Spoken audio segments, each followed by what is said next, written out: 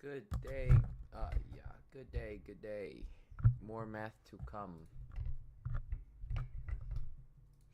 Today, the goal is to. Sorry. The goal is to. What's going on?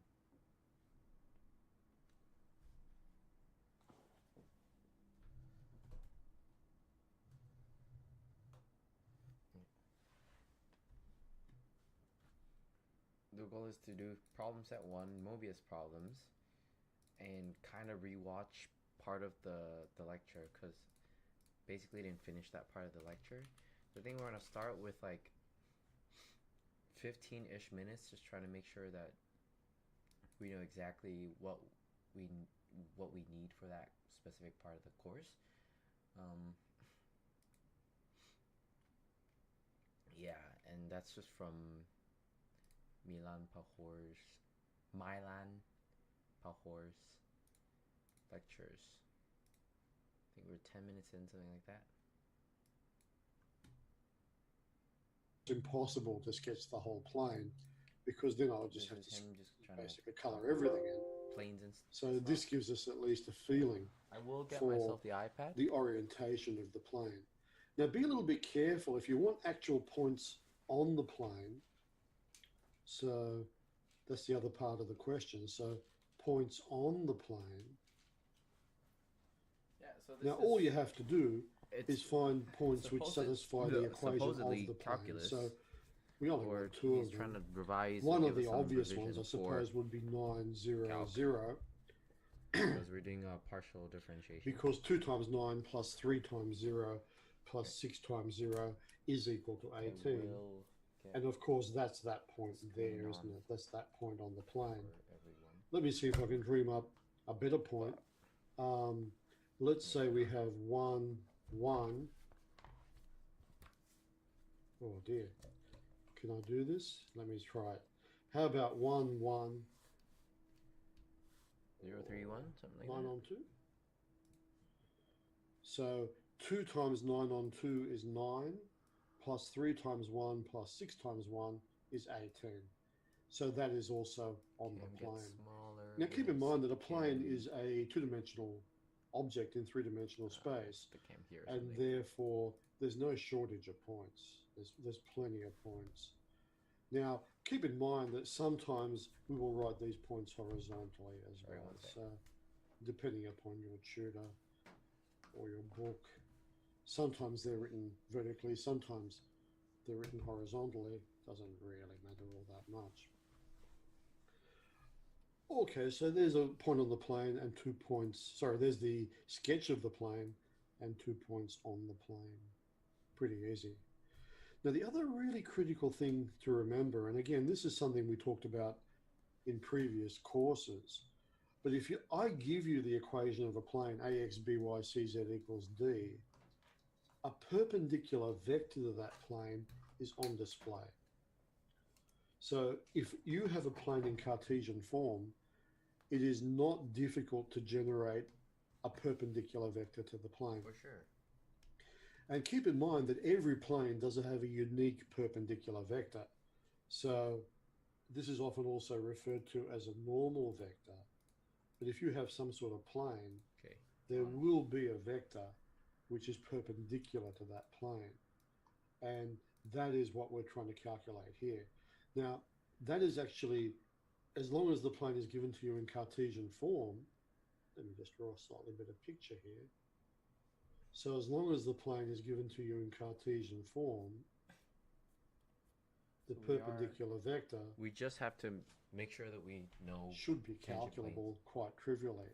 And you can see here the question is quite clear. Find a unit vector perpendicular to the plane 6x, 2y plus 3z equals 8. Now, a normal vector, you don't have to work for this. And sometimes we find students doing an enormous amount of algebra just to produce Yeah, this just trivial the object. coefficients, eh? It is just 623. All I've done is pinched the coefficients. That's all you have to do. Mm-hmm. And of course, get them in the right order. So x, y, z. Mm-hmm. So the normal vector is 623. But What is the the whole magnitude part of of the this course normal is vector? trying to make sure It that is the square root of we have 36 plus 4 plus complete 9, understanding of which is indeed 7. um, Keep in mind that the magnitude of a vector is always the square root of the sum of the squares. And therefore, a unit normal, and we often put a little hat over a vector to indicate a unit normal vector, will simply be a 7th. okay. 6, 2, So 3. gotta make sure that that's there. Now, all I'm arguing there is if you have a vector which is 7 units long, There you go. and you want a vector which is 1 unit long, Mm-hmm. you divide the vector by 7. So that's a perfectly valid answer. Right. So Also, you could put a negative there if you really wanted to. Okay, we're just gonna That's continue. another perpendicular vector. All right. He's asking find the Cartesian equation and okay, this is fine. Probably. This is through that of the required plane is quite simply that. Yeah. And you'll observe we asked you for a Cartesian equation, not the Cartesian equation, because this is close to being unique, but it's not unique. So, for example, you could divide everything by 2. Yeah, so he uses the coordinates of the normal. We've got our coefficients and the points 1, 2, and 5. And we don't have the right hand side, but we do want to find the right hand side, which is the coefficients of the normal, right? Let's just go here. It's left hand side is the normal dot. Sorry, I'm trying to find the Cartesian equation, but in the other way. Plus the coefficients. So this is like x1, x2, x3. The specific coefficients that we would substitute, or the parameters, sorry, is equal to the normal times, I don't know, a.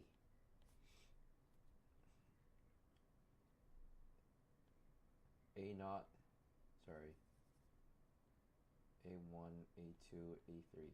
So this A is the point of 1, 2, 5.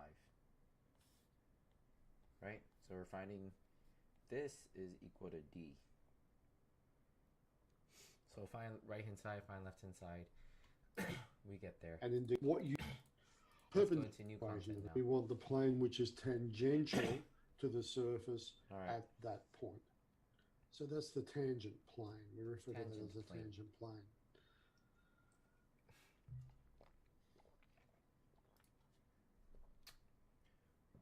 Also, if Z, it's just a notation that I had like 5 minutes of confusion with today.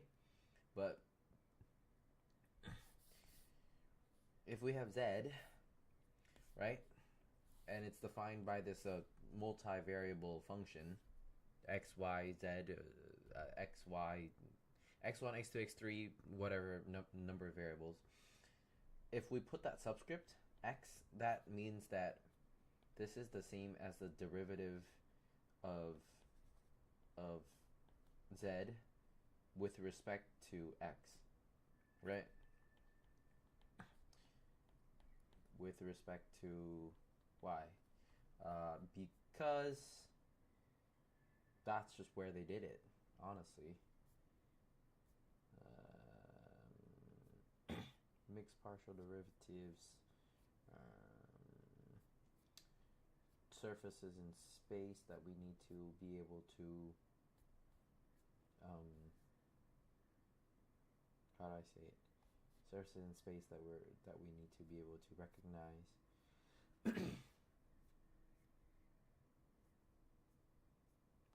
Where is it? This one. The derivative of f with respect to x is the same as that and that. So just always gotta remember that, right? So normally f with y, z, let's just do x1, x2, x3, whatever number of variables, right?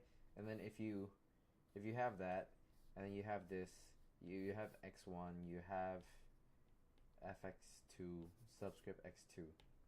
Just got to make sure that we kind of remember.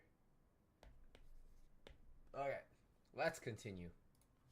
Now, this little formula here, I'll prove this Tangential for you. The proof planes. I'll produce here is a little bit different from the one in your lecture notes, in your printed lecture notes.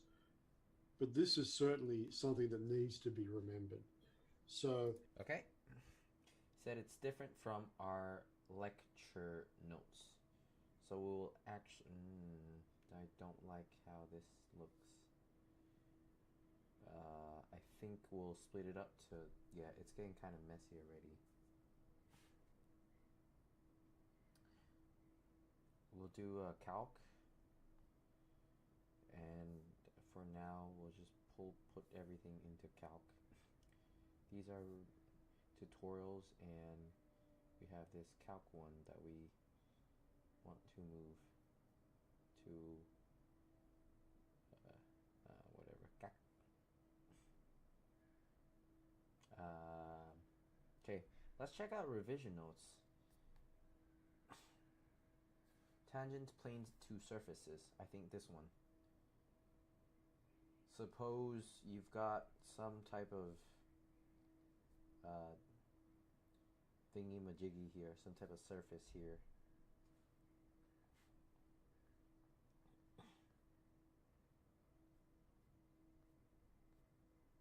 Okay, let me just go down. Yeah, we're hitting the right one. Okay. So this is the derivative, right, of the function with respect to x, and substituting the points x naught and y naught. Okay, just gotta remember that. Okay, we're going to continue. if we have a surface z equals f of xy, now that surface might be a paraboloid, it might be a hyperboloid, it might be a sphere, it could be anything. But if you have a surface z equals f of xy and you want a normal vector, now normal is the same as perpendicular. So that's just another word for perpendicular. So you want a perpendicular vector to the surface. Now a perpendicular vector to the surface is also a perpendicular vector to the at any point P on the surface, right? Surface. Given a surface, some type of sheet. And at any point, a normal vector to the tangent plane. So that's our surface. This is our plane at that specific point, and then a normal vector that comes out of it. It will have the normal vector given by the derivative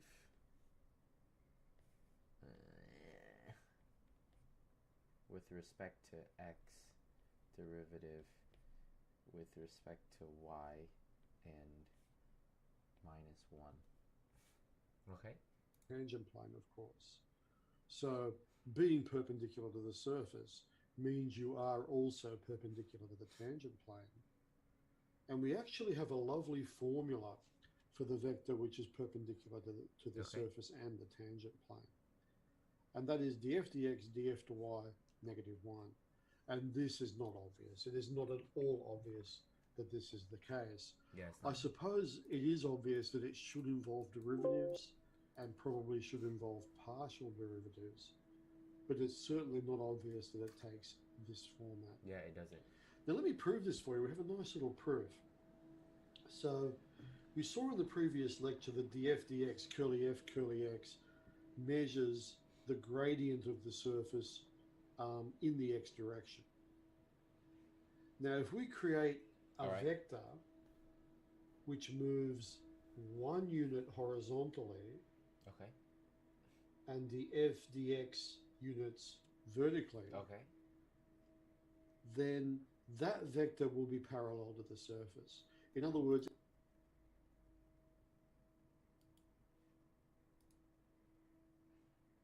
Okay.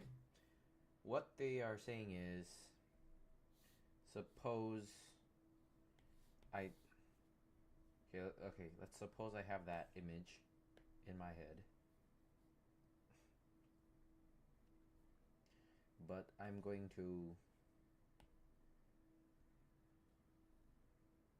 uh, still have this point, and this is the coordinate system that we are looking at,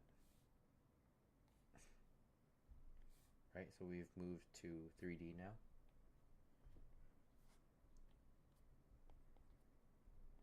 Okay.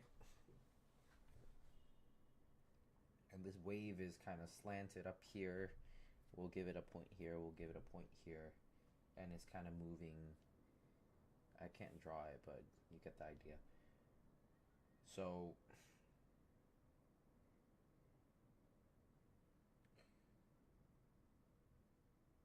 he's saying if we move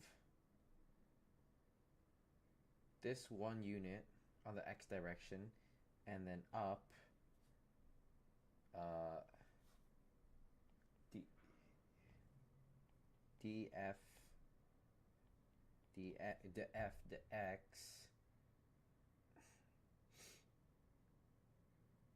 then what? it will be parallel to the x direction. It will be parallel to the x direction.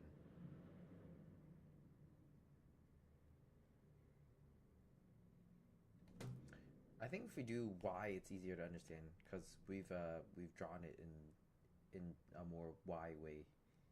Here's one unit, right? Let's just call that one unit, and we're going up, and we have the tangent.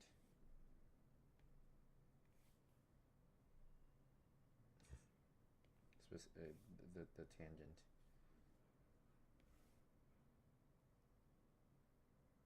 At that specific point.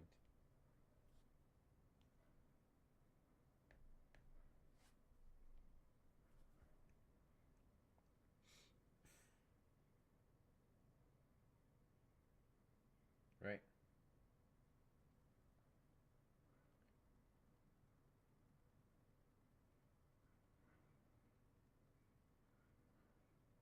So now at any point of the surface, that's the slope.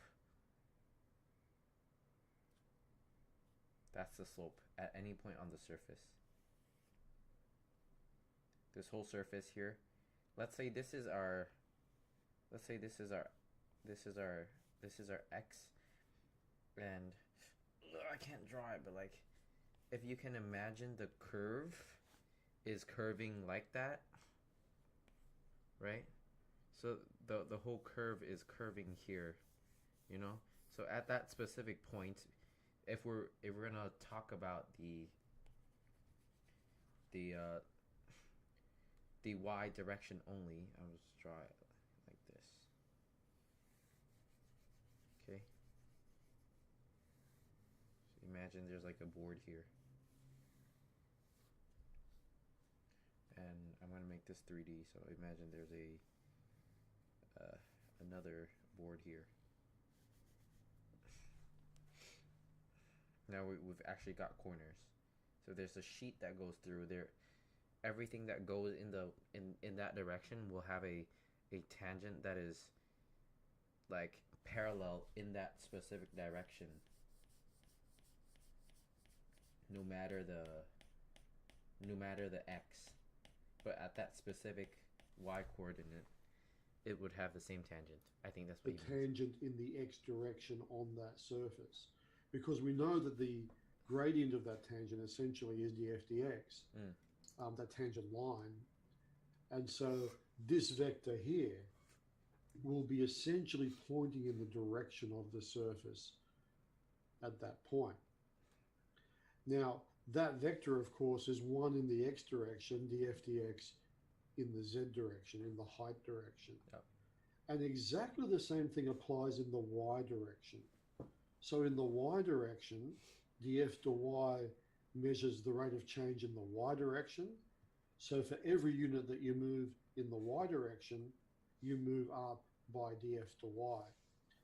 Now, what this does for us, if you just think about this situation geometrically, it produces for us two vectors which are tangential to the surface. So it kind of produces two tangential vectors to the surface.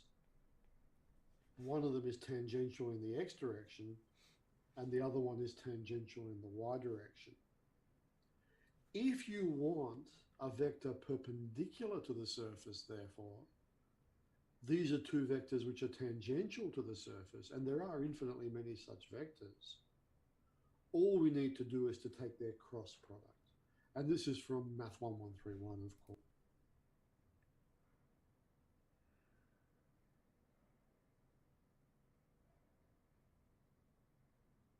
In somehow or some way, that gives me a vector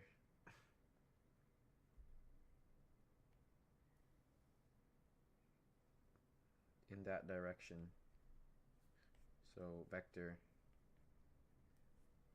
in the y direction given by 0, 1. Let's just call it fy. Nah. dfy.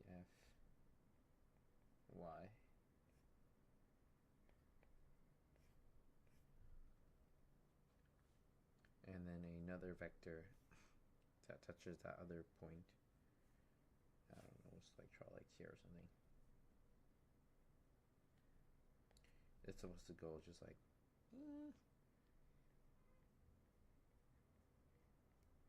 just imagine that it's going up to the surface on the x direction.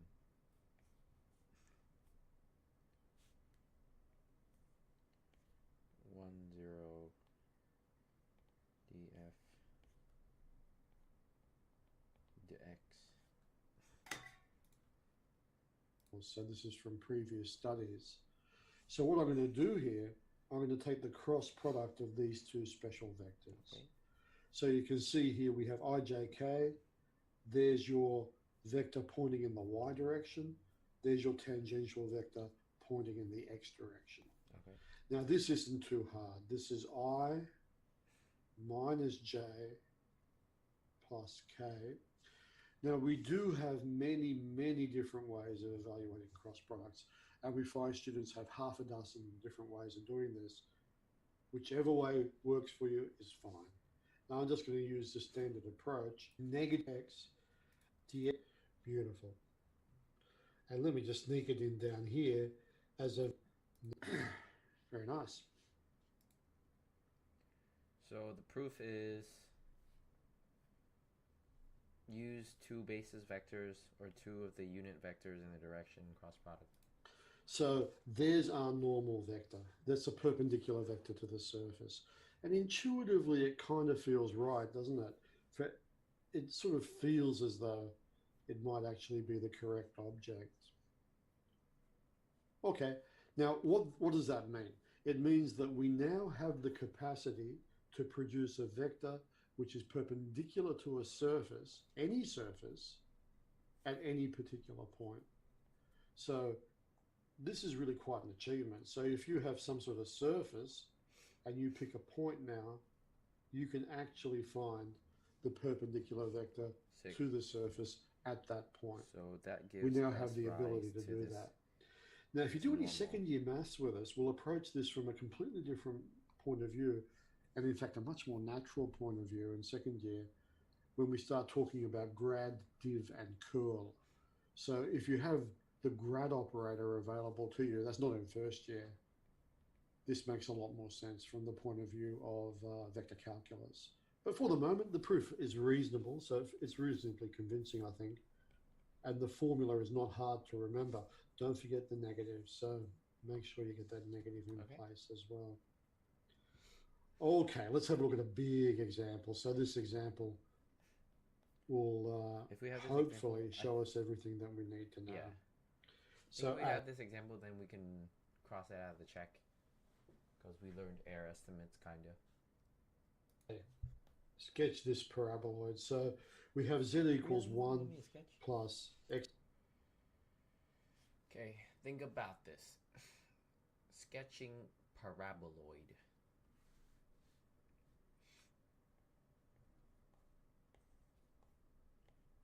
Sketch paraboloid.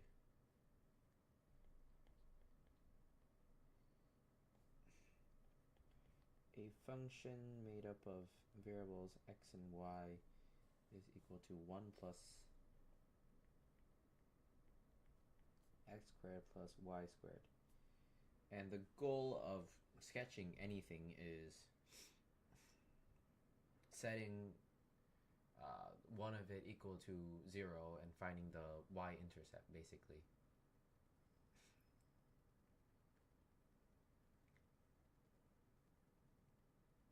Right? Let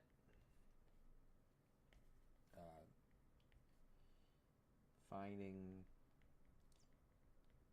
x and y int is my assumption, or that's what I remember from yesterday. Intuitively, that would mean this thing right there. So let if y equals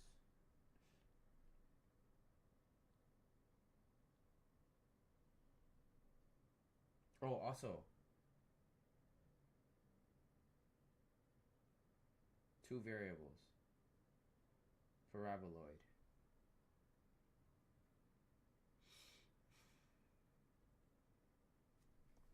Paraboloid. Ooh, I already have to review. See? I'm not as I don't remember it.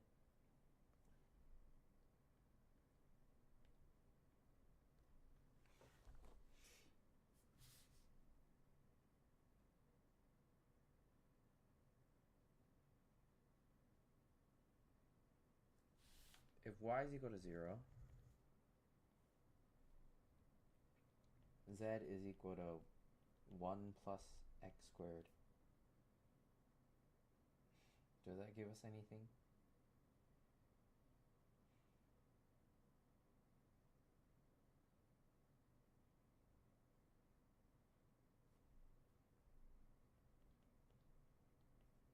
I don't want to watch it yet.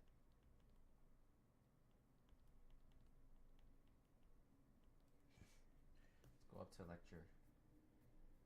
He taught this basically like a second ago.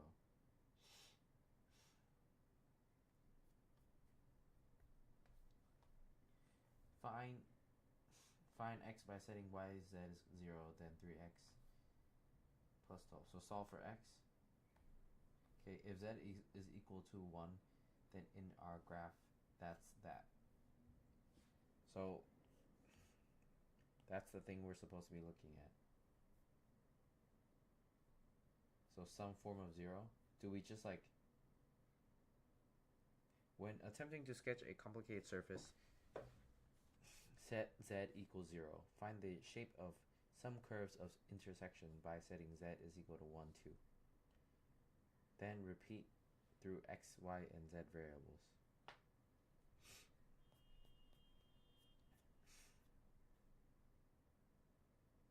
Okay, we're going to set z is equal to 1 and 2 and 3 and see how it goes.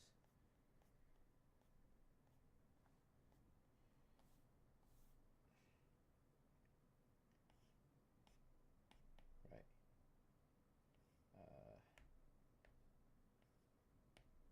What's the goal of that? Trying to see the value of z. Okay, so recognize paraboloid looks something like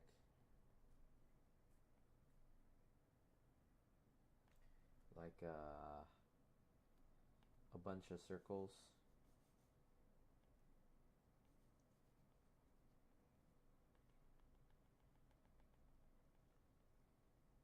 Okay. Sorry.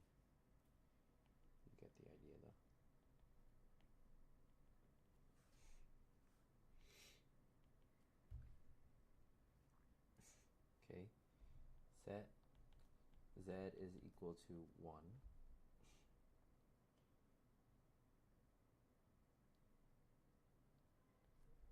Then at then 1 is equal to 1 is equal to x squared plus y squared, right? And that's equal to x plus y squared is equal to 0. So that means at z is equal to 1, the radius, right, is 0. Then r is equal to 0. So in small circle, z is equal to 2. Then 2 is equal to 1 plus x squared plus 1. Right? X squared plus y squared is equal to 1. Then r is 1. Right? So if we're looking at the xy plane, we're looking down. So ignoring this one, right? And then we just make that, and then we look at it from the top down, right? So we're looking at it from the top down now. Fuck. X, y. Then we have x squared plus y squared is equal to 1. Like that. Radius is 1. Right? Z3 is equal to 1 plus x squared plus y squared is equal to 2x squared plus y squared.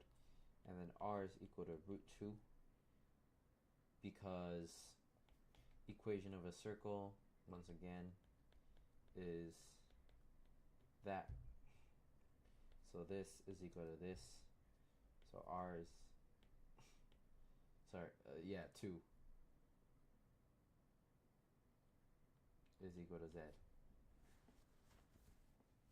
Pretty sure.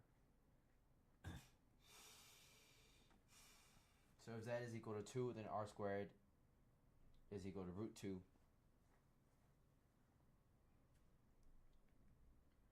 So we have the shape 2, 3.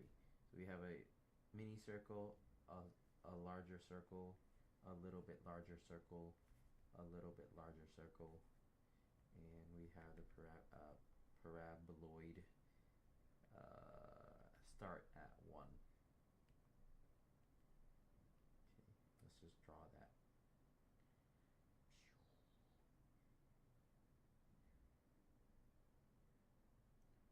Right, and it should just go up forever. B part. Prove that the point P 3, 4, 26 is a point on the paraboloid and add P to your sketch. Mother fuck. Okay. It's chill, bro. Just put it into the equation, right? Okay. So P of what? 3, 4, 26 into that. Okay. Then we're gonna substitute 26 into z is equal to the function at 3, 4, right? That is equal to 26 is equal to 1 plus 3 squared plus 4 squared. That's a 1 plus 9 plus 16 is equal to 26, and we've proven. Adding it to the sketch means that we are going to draw this bad boy.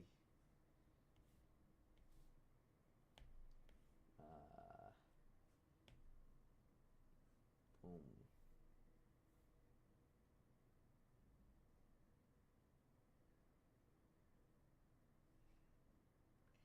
we're going to draw this bad boy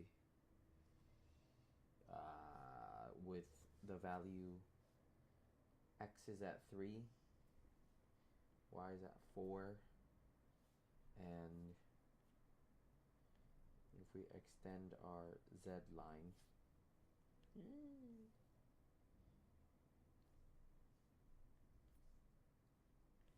and we're gonna just draw the parabola.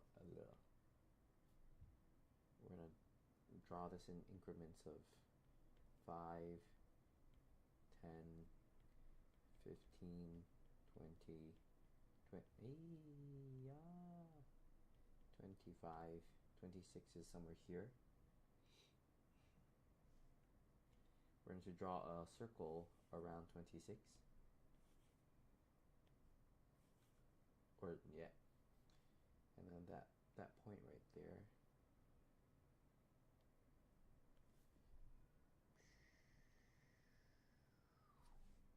Once again, remember this is 1.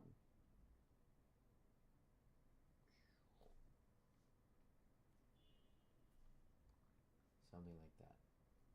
Sorry, my bad.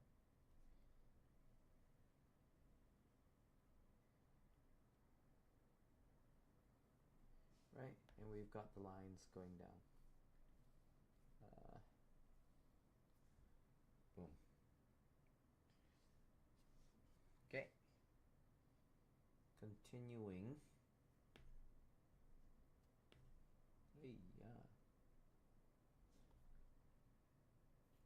Calculate partial derivatives at point P. So calculate this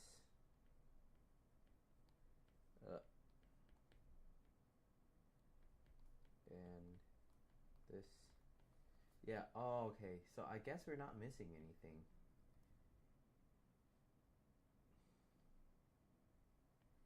Because in class today, I was like confused for a good like 5 minutes on why he didn't write it like this, but he just wrote it differently.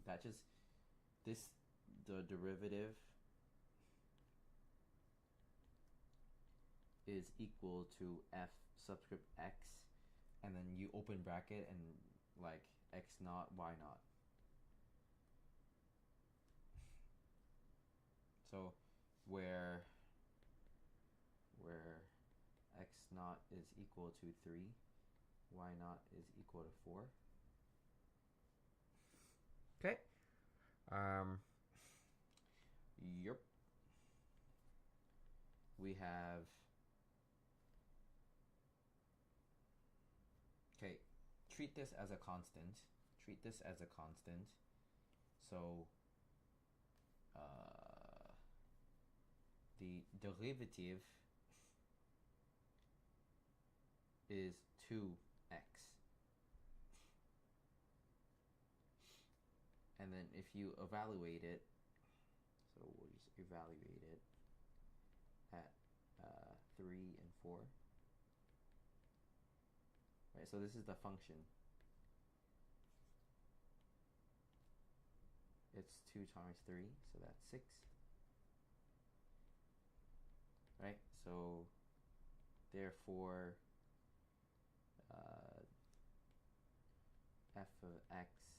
f subscript x is 6. Same thing here. Sorry. Y is this. Just gotta make sure I get used to the style, and then we won't have to worry too much about everything else. 2 times 4, that's 8. Okay. Therefore, fy is equal to 8. Okay. So that's, we'll just write that there. So it's both increase and decreasing. What it means is, at this point, the rate of change from here to here is, that is my first tangent line. So that's my dy line, and boom, that's my d f dx. Right, so they're both increasing in their specific planes. Wow, it's very nice when we can draw the plane out and we can visualize.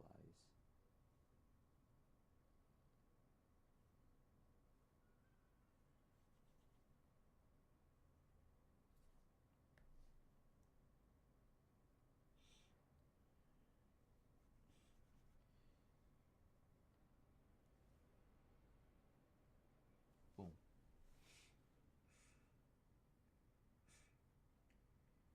Yeah, it's got to make it feel a little bit more 3D. You know, think of it as a wall.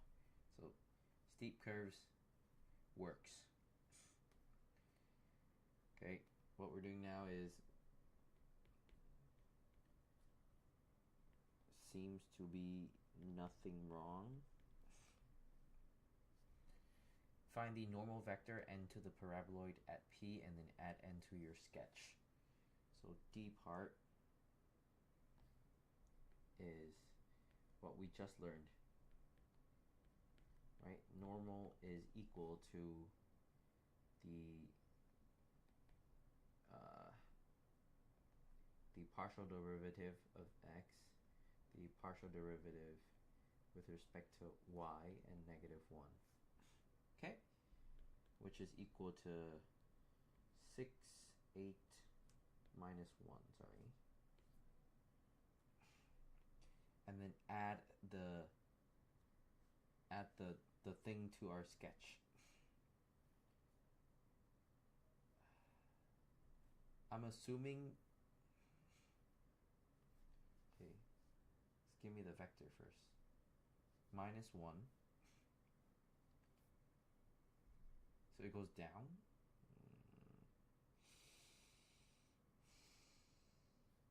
Out 6, out 6, out 8,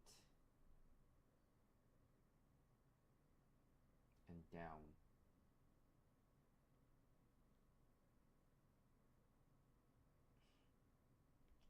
I always call that the normal there.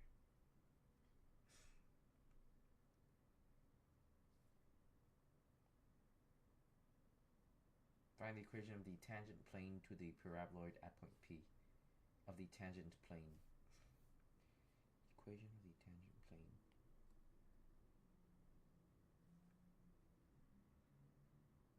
Let's think.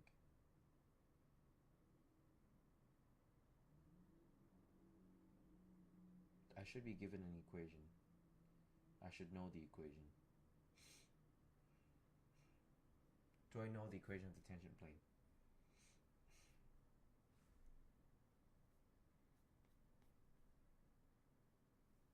Normal's that, and that's the equation of the tangent plane. Cartesian form! Don't be a dumbass, Jane! Oh my god. Oh my god.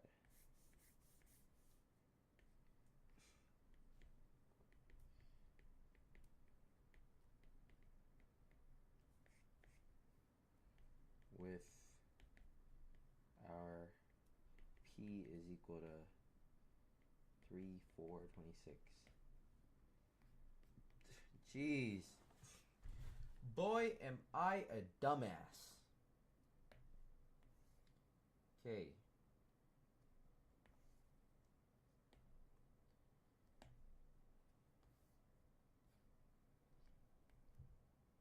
B part. Tangent plane.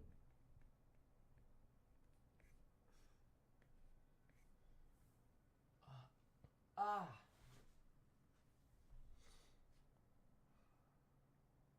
6 x plus 8 y plus z is equal to 6 times 3 plus 8 times 4 minus z minus 1 times 26. 18 plus 32, so 50 minus 26 minus 26 is equal to 24.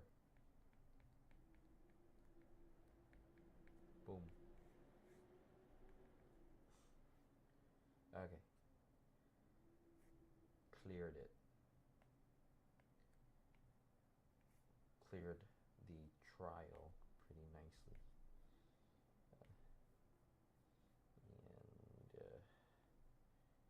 Drawing. Let's draw it like this and like that.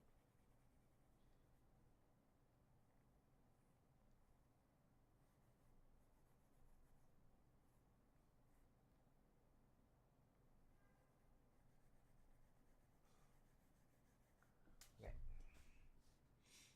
Oh, that gives me some like, ooh, that gives me some like some curvature to the space, you know? You guys see what I mean? Boom. Okay, I think we're good. Squared plus y squared, 4. Z is equal to 1 plus 9 plus 16, which is 26. So therefore, 3, 4, 26 is on the surface. Okay, it's chill. No drama. Now, 3, is that part 4, of our calculus examples? And then we go up, don't we? There's the point P. Scale's a bit off there, so don't worry too much about the scale on the z-axis. But there's the point P on the surface. I know it's on the surface because it satisfies the equation of the surface, of course. So it satisfies the equation of the surface, and therefore it is on the surface. Calculate both df dx and df dy at P. Now, not surprisingly, if you're after the tangent plane, well, if you're after the tangent line, you're after the tangent plane, it's calculus. It's all calculus. Pretty much the word tangent is just hopelessly tangled up with the calculus. Yeah. So it's no surprise here that we're going to need calculus to find the tangent plane. And of course, in this context, we need partial differentiation. So let us find df dx. Now this is easy, isn't it? That's 2x, and df dy is equal to 2y. Yep. And we wish, so that's find a memory. I've proven so the normal vector takes the format df dx df dy negative 1. Memory. So that's 6, 8, negative 1. Example, there it is, there. And of course, that is perpendicular to the surface at that particular.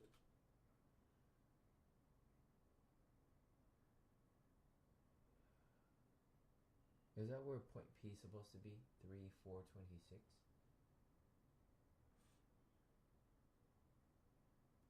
My bad.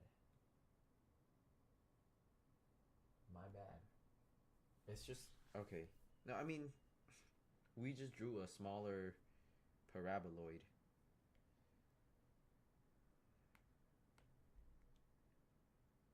This point here or some shit.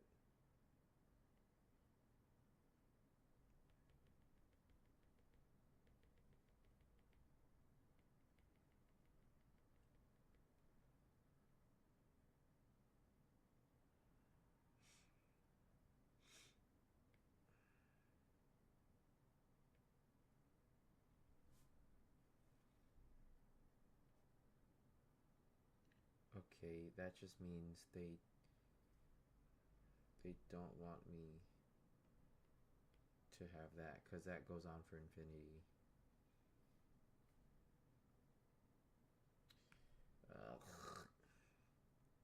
We are going to get this to equals something other that's more colorful.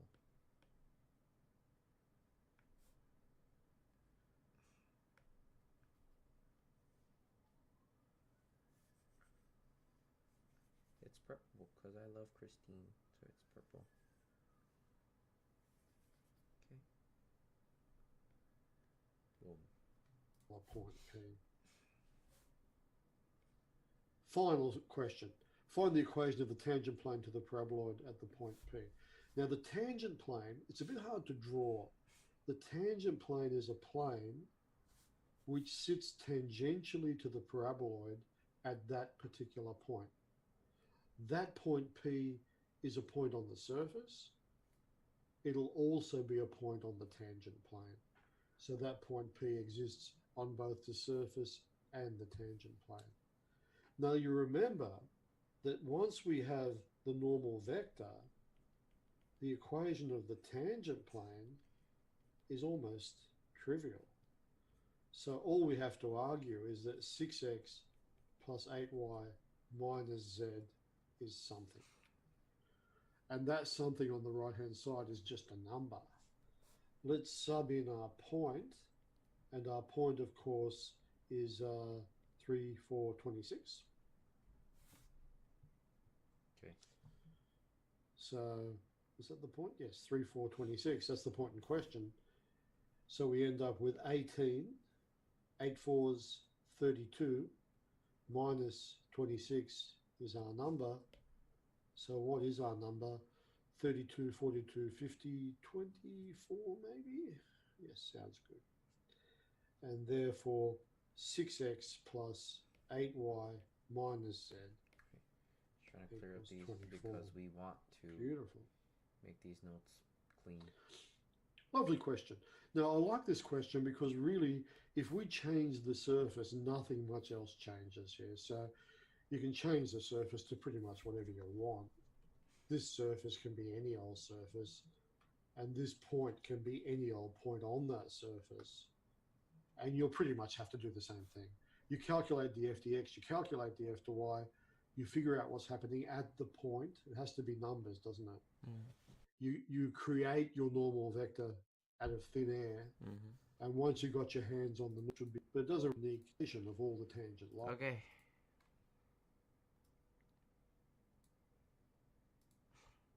This second video, we'll have a bit of a look at error estimates. Then what was the thing that they were writing? This one. Proving mixed derivative theorem? Yeah. Don't need to.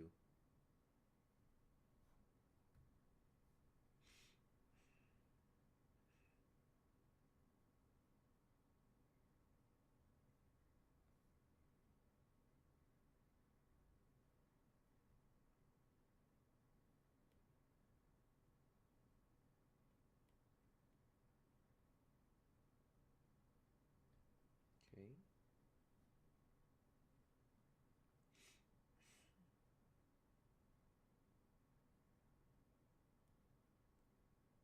Okay. So more analysis, but most of it is continuous. It's made up of an exponential function, some type of sine function, some type of polynomial, some linear function. So once again, very, very clear cut. Yep. And gxy given by I'm looking at this function and this function here, right? So it's g of x, which is no g of f of x. Where's f of x? 3t.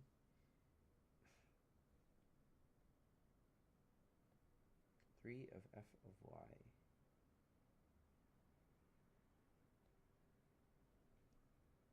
Sorry, f of g of h. That sounds better.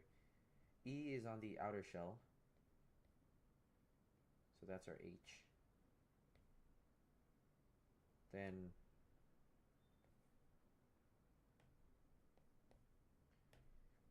G is on the second outer shell, which is 3 times. Right? Sorry, T to the 4. Not be it. Sorry. No, we gotta do the one in. We do the one inside. Sorry, this is h of g of x times f of y. This is my fault. F of y is equal to 3y. G of x is equal to, here, x to the 4, right? So h of g of x times f of y is equal to h of x to the 4 times 3y, where h of where I get the idea. It's okay.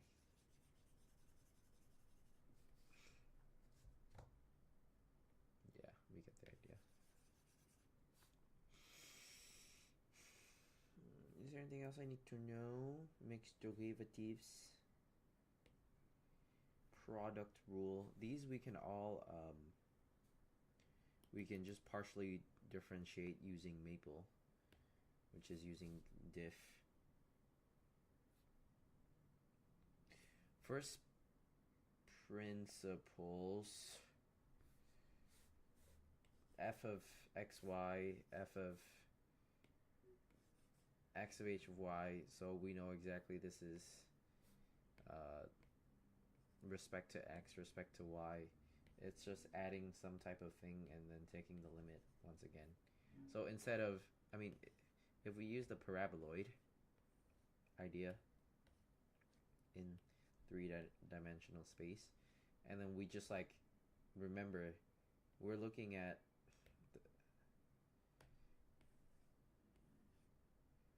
we're looking at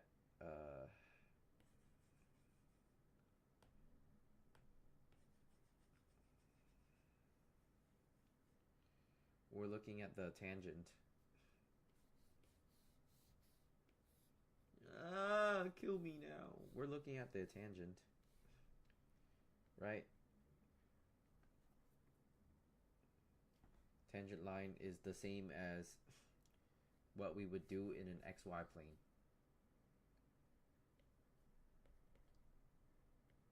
But now we do it in a YZ plane. So instead of normal dy over dx, we're doing that over y in an YZ plane. Okay, very, very intuitive. Just got to commit to memory first principles, but we're not going to use first principles. Anything else here? Nope. Mixed derivative theorem. Yeah. We just finished that. Partial derivative. Is this a proof? No, it's an example.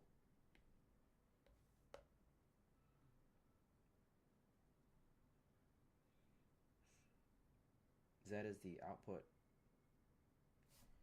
That's our, okay, that's our partial derivatives. And that's when we put our x and y knots. We get these, and this is, once again, just gotta make sure, because how can I be sure? And then, what is this equation? I'm seeing this here. I'm seeing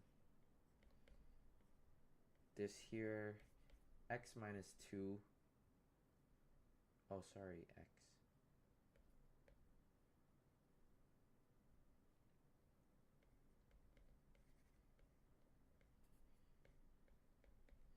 and I'm seeing this is x minus x naught. Is that right? And then y minus y naught. Because, yep, because y naught is 2. And y naught is minus 1. Okay, where's the 0 come from? Point Z. Okay.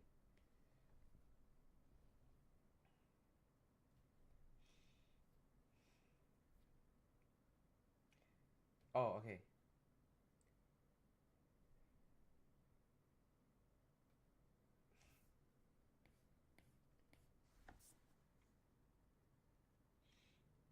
Then why did Milan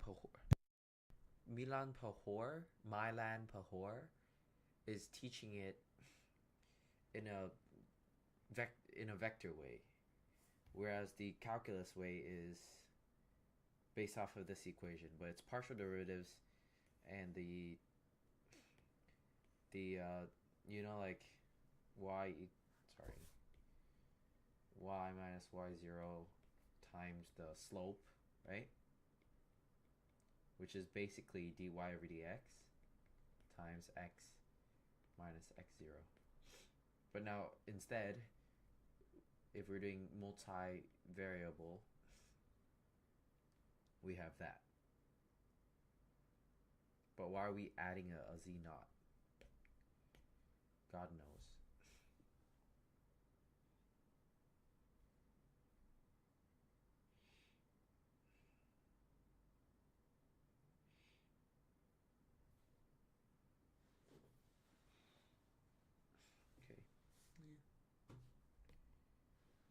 Okay, if we look at the lecture notes here, we'd probably be on the same page as them. If I read through it for a second, I'll understand. This is probably second order, right? So it's just like ugly ass notation, but it's the times that.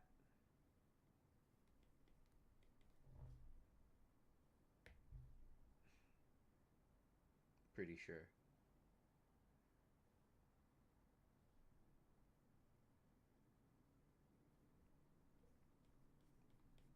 Yeah, second order.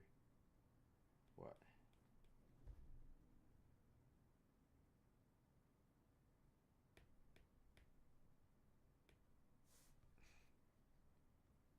Is that right? Yeah, he should have a page right here. Yep.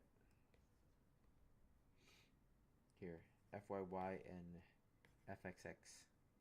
F subscript fyy fxx. The derivative in terms of x of that is equal to that is equal to that. Okay. Okay. I think we're chill. Alrighty. I think we got it.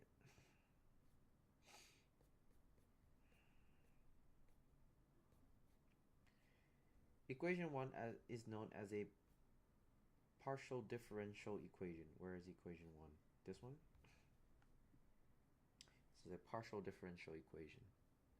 Oh, it's an equation that is partially differentiated. What the fuck? Partial derivatives of an unknown function equals and equals and an equals. Oh my god. Okay. Okay. This tangent line has a slope. The curve in the plane, this tangent line has another slope. See that the two tangent lines L1 and 2 appear, the normal vector is given, then he goes through the process of okay, no, Milan Pahor's the GOAT then. But Milan Pahor specifically didn't use the tangent plane. So I think if I were to kind of make my notes a little bit more clear, this is the vector way. And the calc way is the Z is. I mean, we can't really. Okay, we could use Z, but we should use the function. Okay, they give us the function Z, because Z is different from Z naught. I'm being a dumbass. Is equal to Z naught plus the derivative evaluate plus the derivative evaluated, which is equal to what's Z naught? 26 plus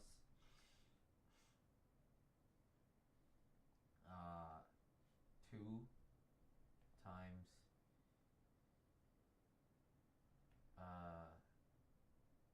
2, sorry, let's just write this, f of x evaluated at 3 and 4, right? Yeah, just gotta make sure, man, because we don't want to not remember and internalize information. As long as we are able to internalize information, then we are good to go. I don't think I'll ever forget it. Okay. Okay. Which is equal to 26 plus 2 times 3, right? Because we know it's 2x and we're evaluating x is equal to 3 plus 2y, and we're evaluating it at y is equal to 4. So it's 26 plus 2 times 3 plus 2 times 4 is equal to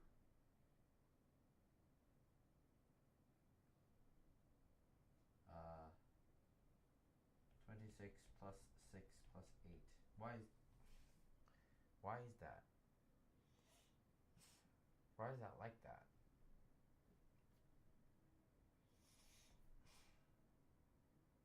Oh. Times x minus x naught. Okay.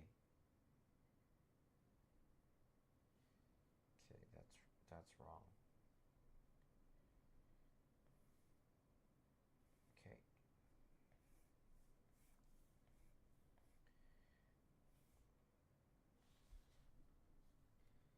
Tangent plane needs to have Z is equal to the multivariable function made up of Z naught plus that y naught times x minus x naught plus that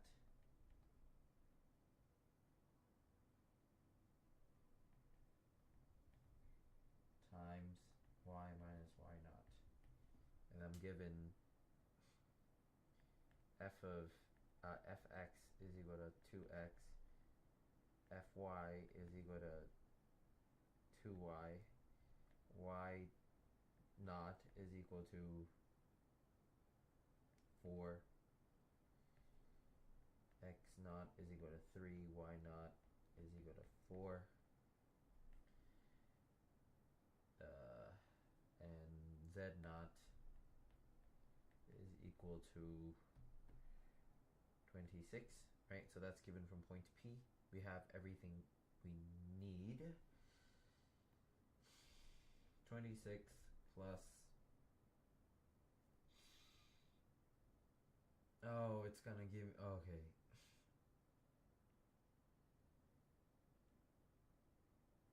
Okay.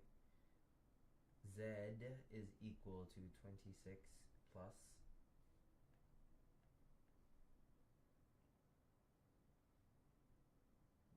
partial derivative 2 times 3 times x minus 3 plus 2 times 4 times y minus 4. 26 plus 6 times x minus 3 plus 8 times y minus 4. 26 plus 6x minus 18 plus 8y minus 4 is equals to z.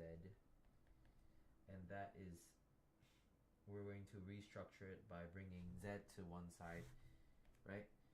We're going to, oh no, we're bringing this to this side, we're bringing this to this side, we're bringing this to this side, and then we're bringing z to this side.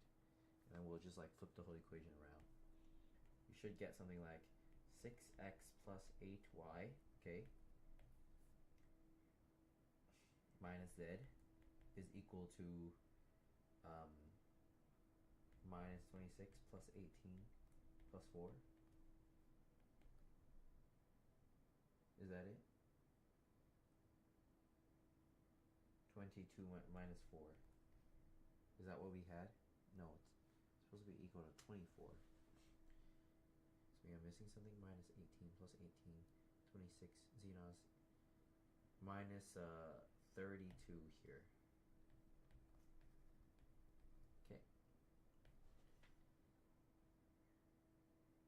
So this is plus 32. 50 minus 26 is 24. Okay. Oh, okay. Okay. So this is the calculus way, which is a lot longer than Milan Pohor.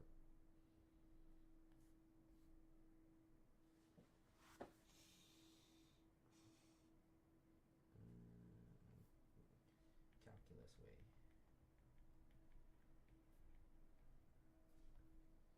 Okay.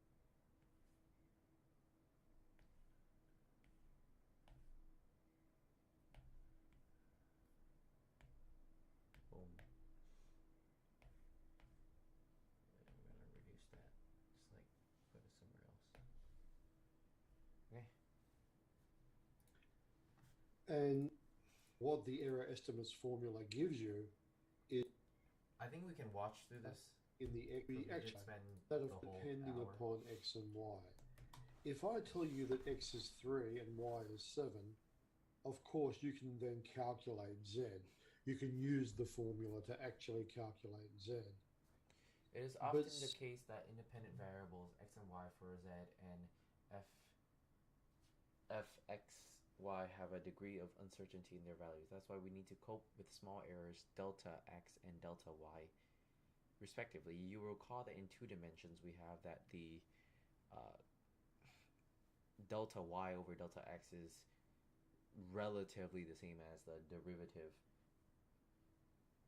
of y over x, so dy over dx, and that implies that if we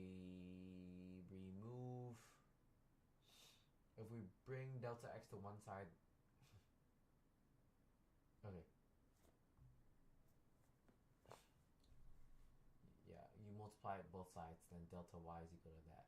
So some type of switcheroo. Sometimes we don't Okay. And okay, we might want to watch this. Error estimates. And this is just a very handy little piece of mathematics when you're in situations where you don't quite know what your variables are equal to, where there's a little bit of error in the calculation. What time is it? 11:42.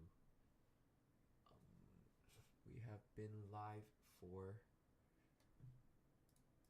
how long? 1 hour 15 minutes. Going through a 20-ish, 30, but internalized. let's just speed through this, finish our problem set, and then attempt some Mobius. Let's do next week though. Com 1440. Switch Com 1100 after class back to Friday. Homework? I don't know. The com courses are piss easy, by the way. Jeez. That you're actually performing. Now, just recall from way back in Math 1131, the delta y over delta x is approximately dy dx. And that gave us a little error estimate formula earlier on that we sometimes used, which was delta y is equal to dy.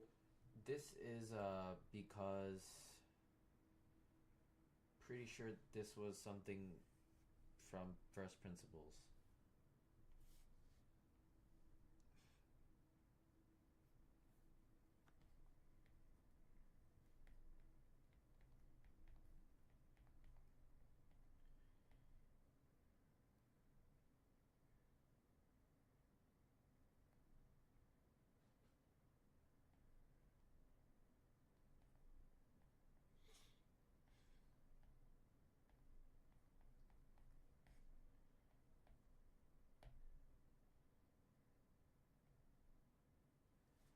Fuck.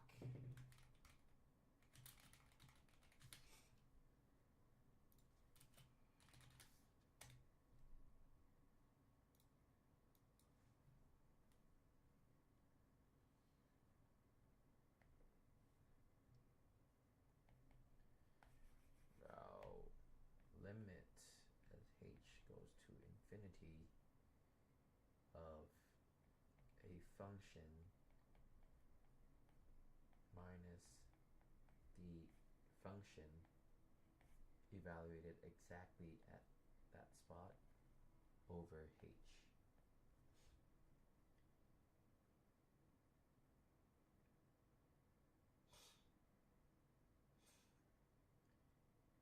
As h poofs into infinity, there is a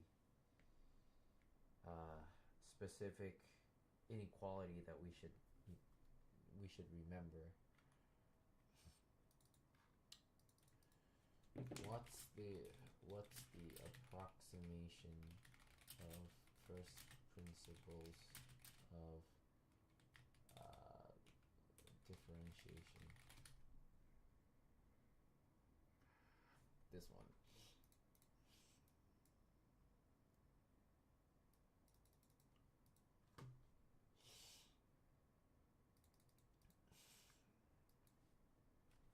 Where is it?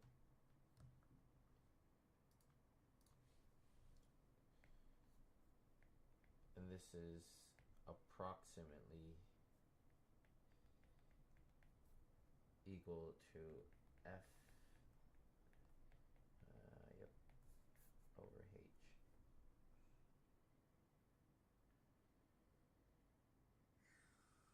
If I remember.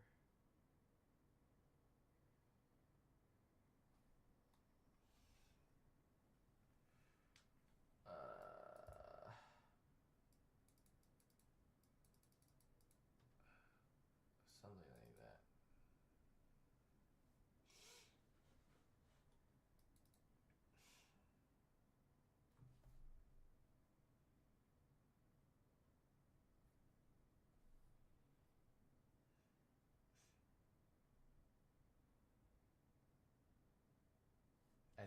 Something like that. ChatGPT. Time to ask ChatGPT some questions.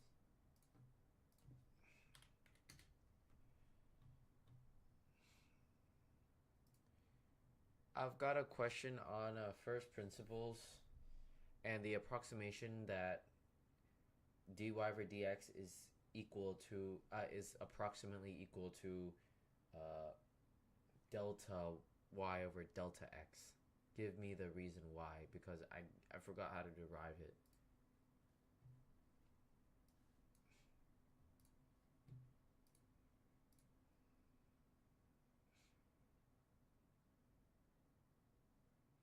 Oh, by the way, I got 91 for Calc 1A. Thank you. The reason is that the derivative is defined as the limit of the average rate of change as uh, oh yeah.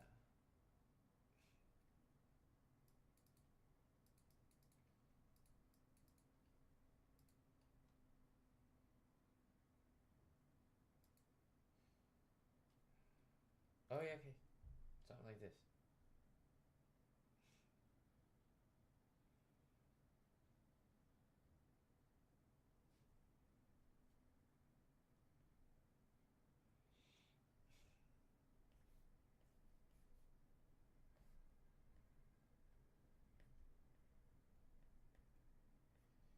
Okay.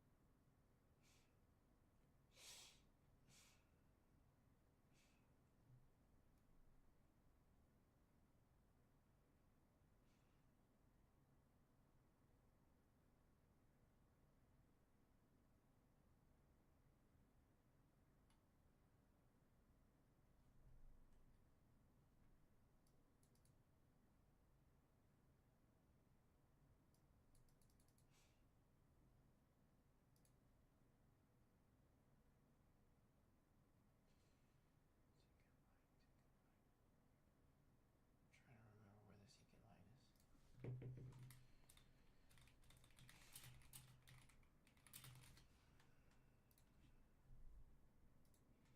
Yes, I need to remember that. When this one goes closer, it should equal the tangent.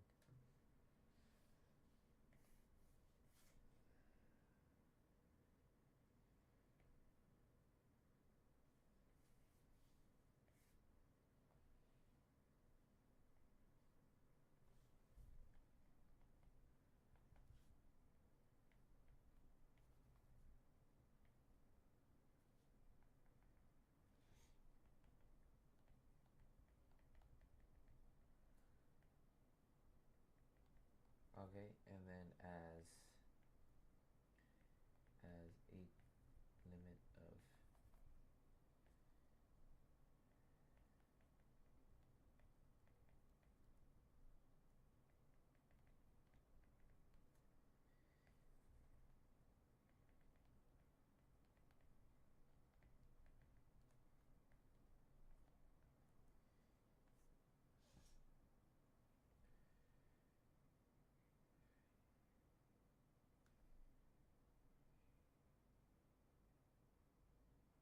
okay.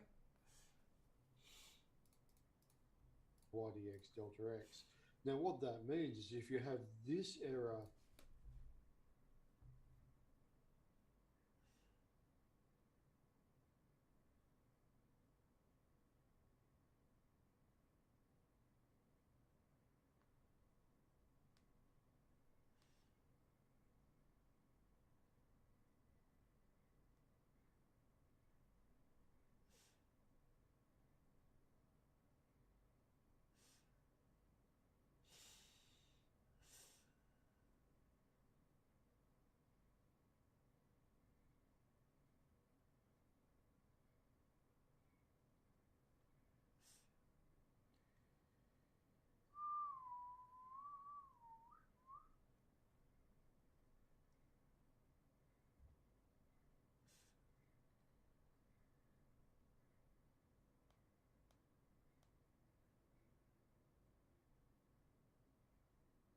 Nathan, who?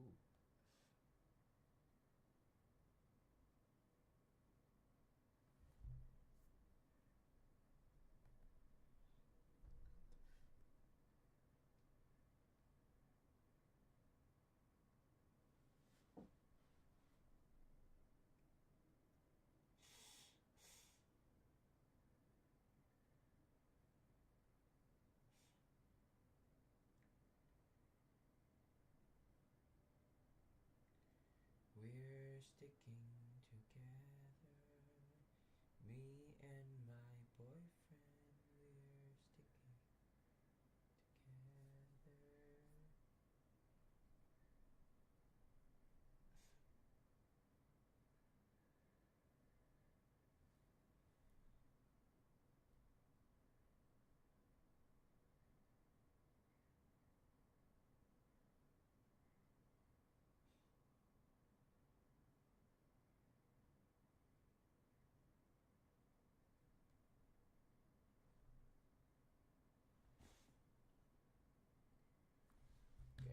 in the x variable, Okay. and you have y depending upon x, Okay. then this gives you a measure of the error in the y variable. And you have y depending upon x, then this gives you a measure of the error in the y variable. And we Okay, so if x has a small error, if x has a small error,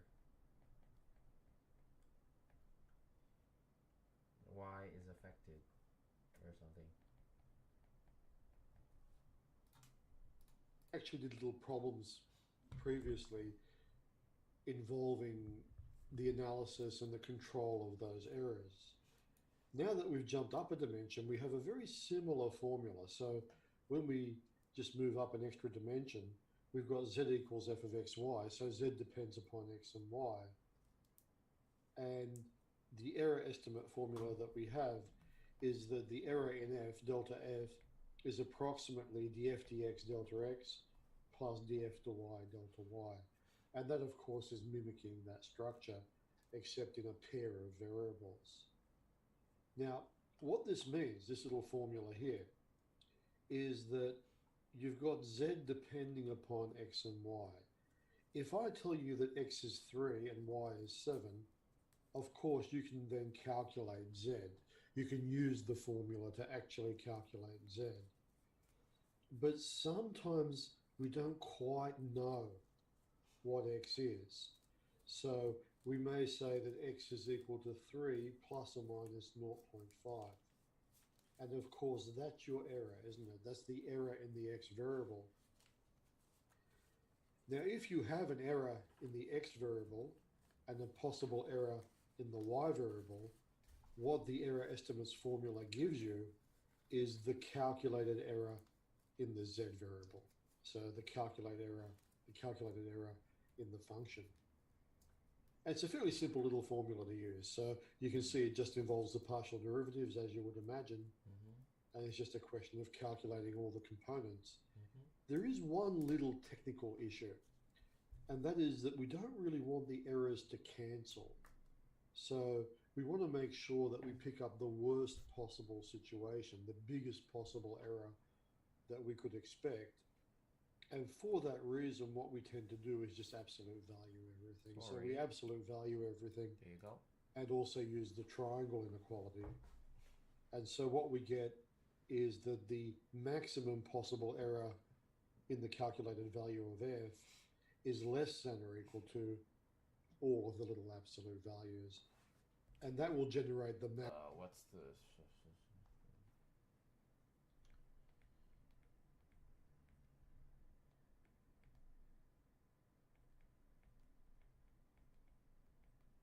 I think.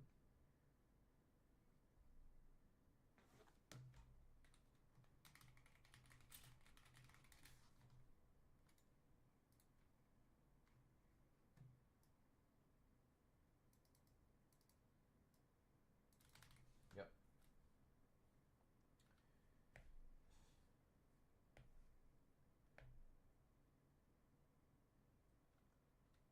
Basically, you go from here, then you do that, then you know that the inequality is less than or equal to each specific one.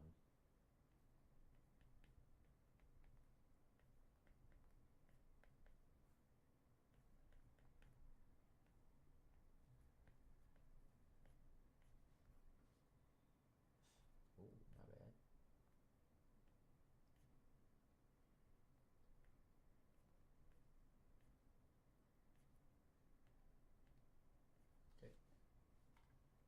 maximum possible calculated and y, there will be a little bit of uncertainty. So there's a degree sure of I've tried to solve uncertainty it, here. but I don't know At the maximum possible. I don't know what relative is supposed to mean.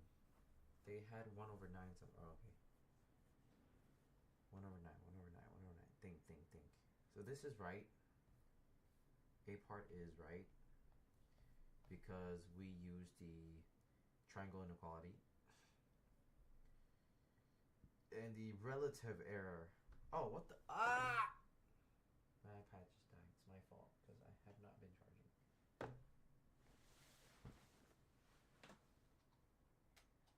Me and my boyfriend, we're sticking together.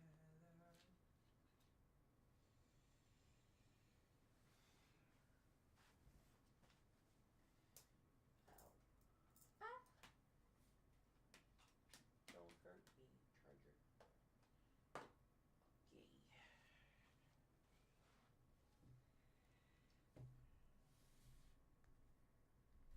We're gonna watch it because no, I'm gonna solve it I'm gonna solve it on paper for like a few minutes. I like to solve on paper. It's pretty fun. Okay, we have this thing tomorrow. We gotta solve stuff on paper.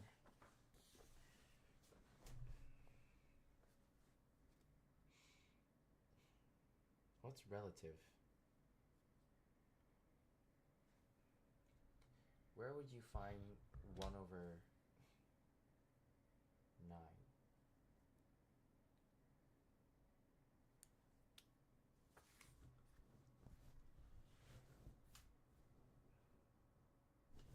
Yeah, okay, so big T subscript x is equal to partial derivative of t with respect to x, which is what? Like 2x? Yep. Ty is 3y squared. We've got our delta x is less than or equal to 1, and our delta y is less than or equal to 0.1 and 0.3. And we already know that for a part, the max possible absolute error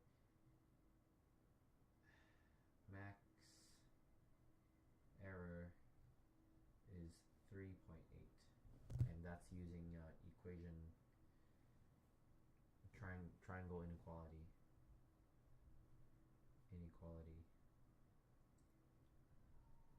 of error estimate equation. Okay. B part.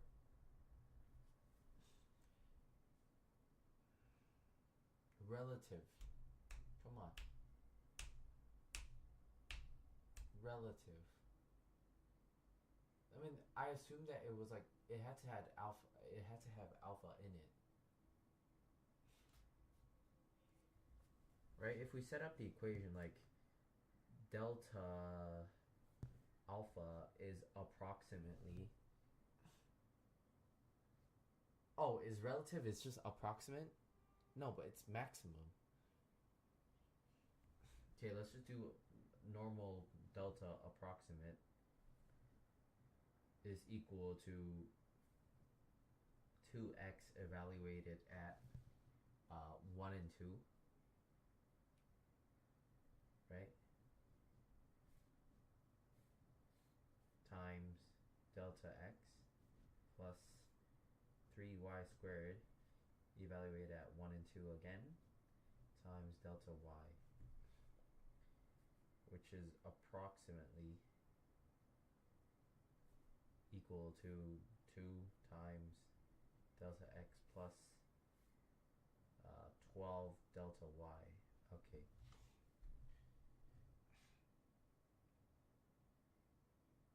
I mean, if we substitute the equations,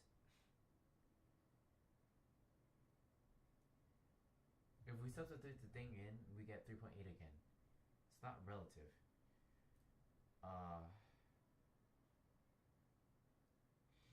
what do I know?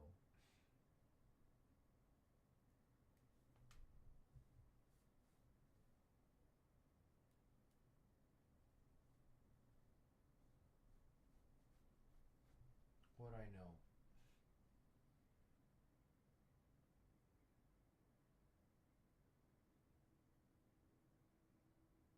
I don't know. We'll see.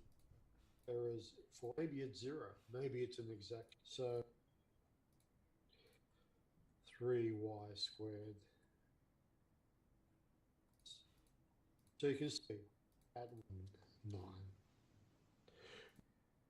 Relative max is absolute error over 1. That is the maximum possible error in t. If we now go for the maximum relative absolute error in t, let's first of all evaluate t at the point of interest. T at So 1, 2 evaluate at 1, 2. will be 1 squared plus 2 cubed.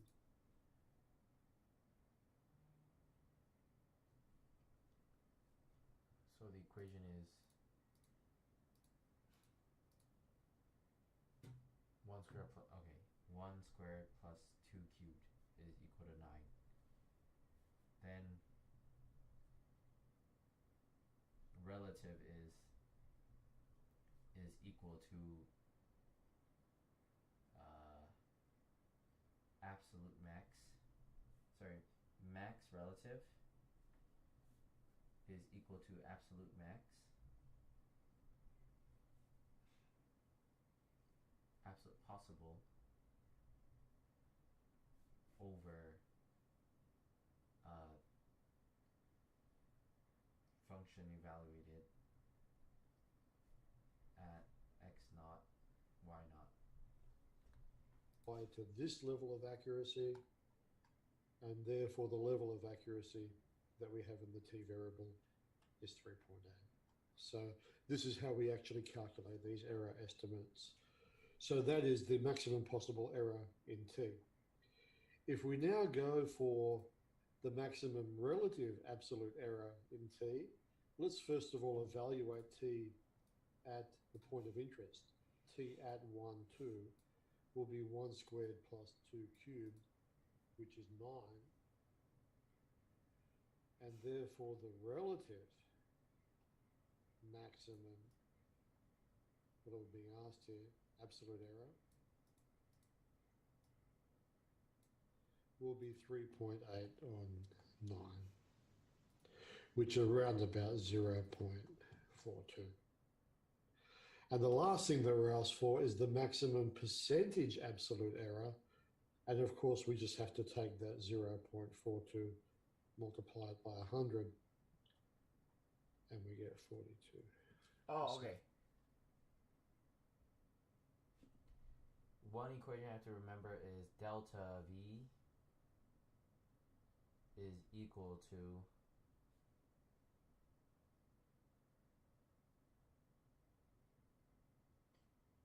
equal to error estimation.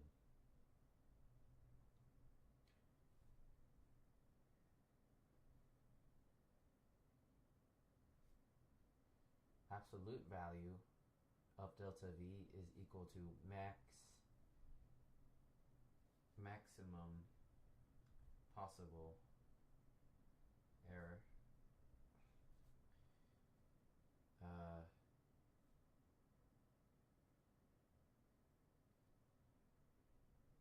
This over V evaluated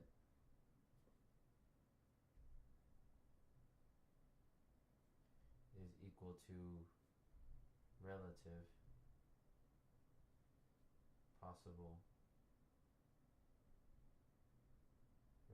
max possible error. And the final one is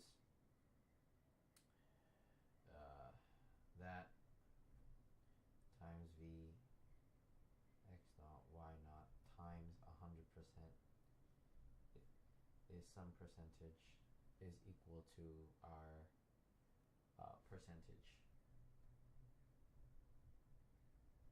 of error.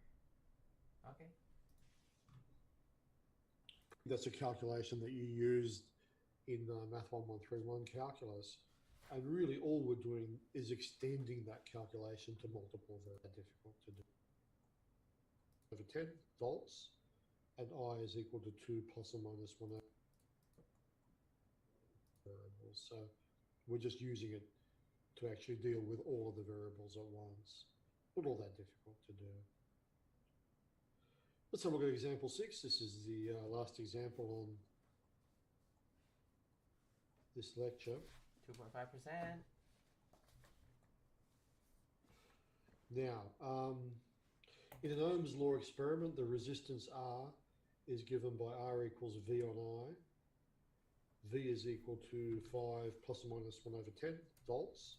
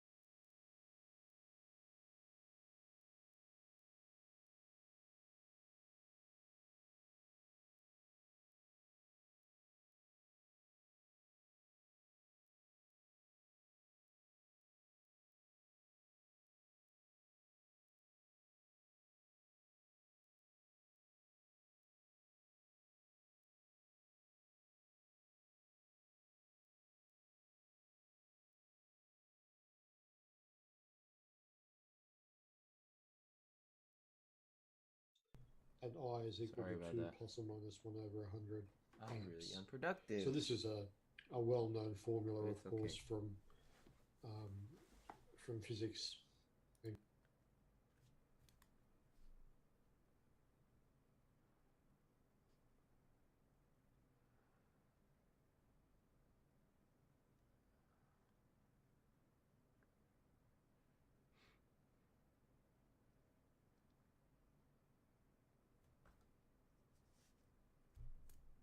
Okay.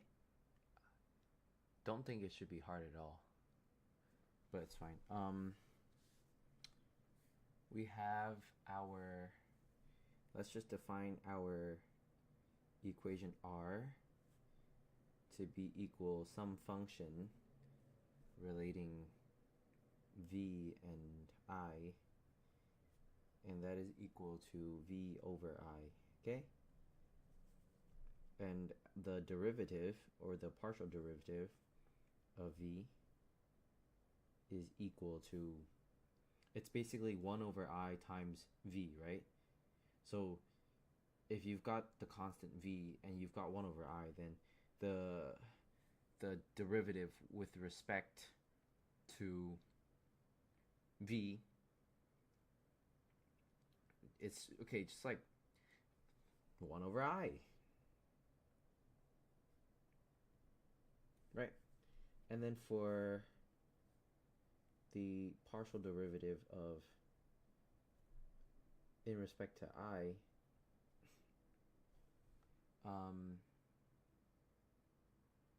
imagine I as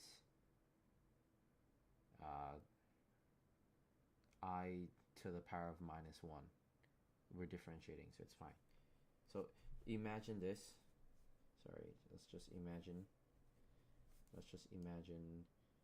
v over I is the same as v times I to the minus 1. Then R I is equal to minus v times I to the minus 2. So that's equal minus v over I squared. So that's our partial derivative in terms of I. Okay? Got our 2. Then we have our v naught, which is 5. We've got our I naught, which is 2. And then we've got delta v, which is delta v in a absolute value is less than or equal to 1 over 10. And delta I, which is less than or equal to 1 over 100. Okay? And then we have to use the error estimation format to calculate the possible. Okay. We have everything. We're going to put it into our maximum possible error, which is delta v. So, sorry, delta r. Delta r, let's call it delta r, is less than or equal to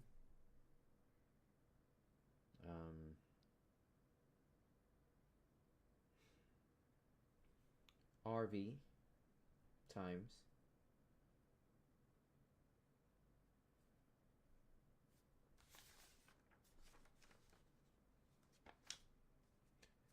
RV evaluated at V0,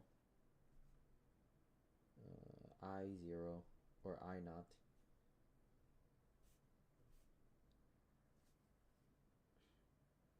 times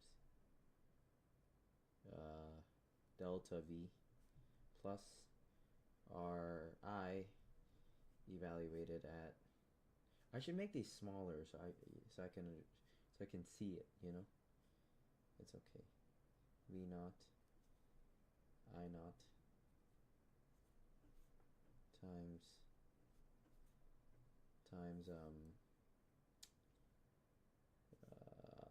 delta I. Okay, pretty simple. And then that is equal to, actually write it again, 1 over I, we're evaluating 5, 2,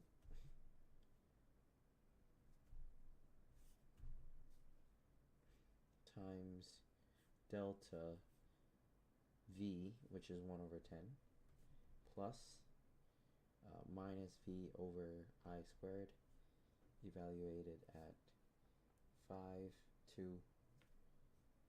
times 1 over 100. And that's equal to 1 over 2 times 1 over 10 plus minus V, so that's minus 5 over 4 times 1 over 100. Okay. That's 1 over 20 minus 5 over 400. And if we divide that by 5, we're going to get 80, right? Yep. So 1 over 20 minus 1 over 80. And then let's just multiply the 1 over 20 to 4 over 80 minus 1 over 80. And we get 3 over 80.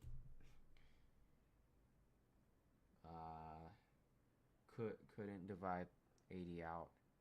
Yeah, so 3 over 80 is a nice clean number. And then to find the possible percentage error, this is equal to our delta R. And then the percentage error means delta R over R evaluated at 5, 2, which is 3 over 80 all over V over I, which is 5 over 2. Yep. And the division of two fractions is the same as one fraction times the reciprocal of the other fraction. So that's equal to 6 over 400. Once again, we can go to 3 over, no, we can go much smaller. We divide everything by 6. 400 divided by 6 is what? Could you divide 400 by 6? Nope. You can divide everything 400 by 3? Nope. Guess you could, okay. So it's, once again, it's 3 over 200 is our decimal times 100. So 3 over 200 times 100. So that's our percentage, 1.5%. Oh no, we got it wrong. It's 2.5%.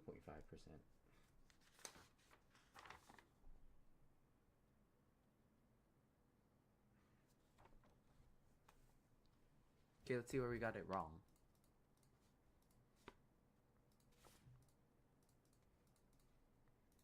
Me and my boyfriend, we're sticking to our husband. We're sticking together. Me and my husband, we're sticking together.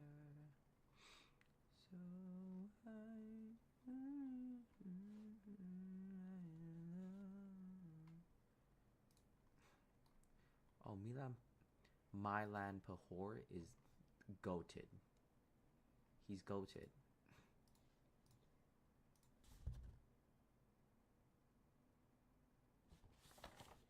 We now move on to part B, video part B. R depends upon the resistance. And usually what I'll do at the beginning of the second video on the voltage in the V to run as V. Okay. So, what do we know? We know that V is 5. Mod becomes positive. We do have an inequality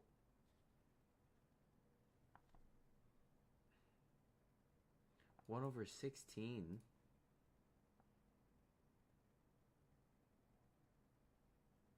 here. We know the error is cancelling. Everything just becomes positive. And it is now just a question of putting everything into this particular formula. Okay, so we simply have to plug into this formula and keep in mind that we do know what all the pieces are. So we do have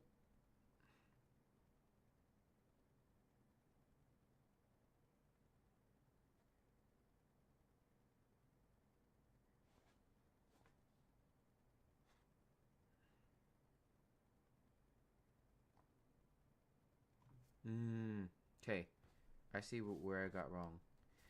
This number, 1 over 10, needs to be on top.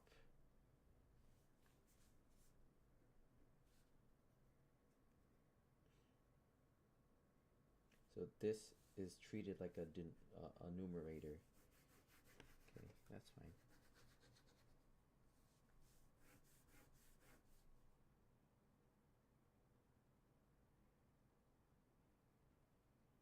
That's A over B times a value of A, of C.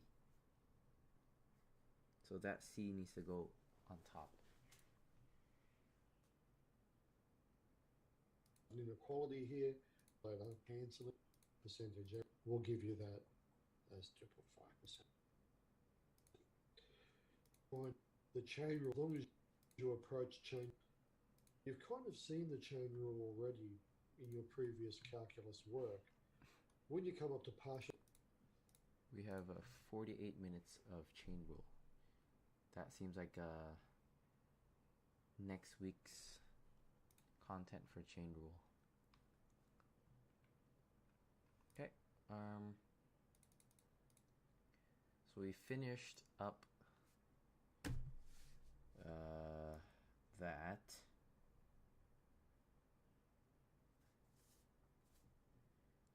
Don't think I'll forget it. I will write the notes for. Okay, I guess I do want to. Just.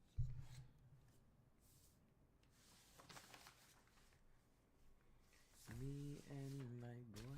Okay, I have not been listening to music. She's not good.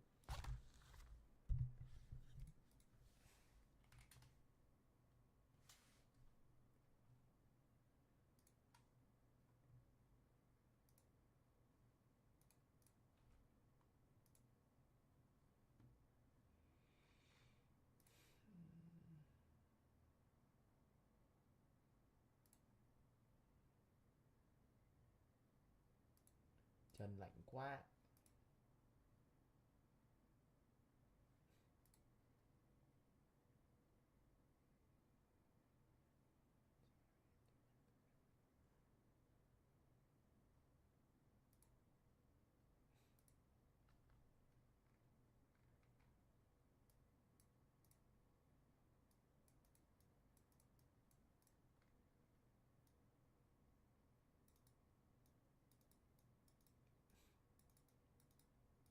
Yeah.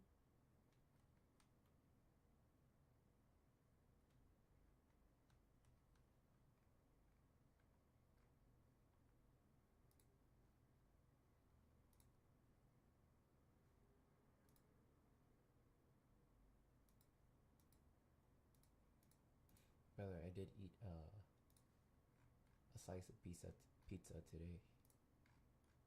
Um, yeah, did eat a slice of pizza.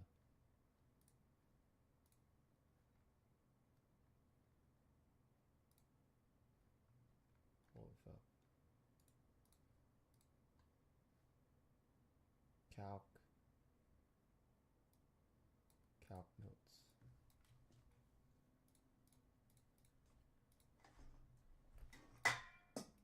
Oh no.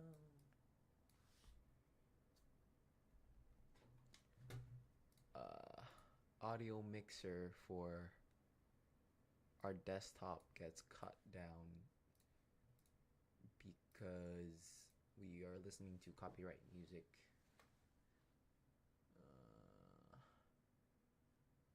Where is it? Where is it? Where is it? Where's the music? Let's turn on some house.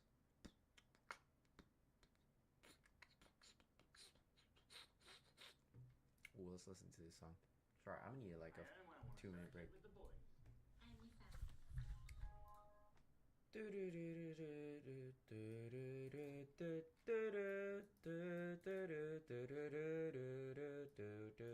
I forgot. Something like that.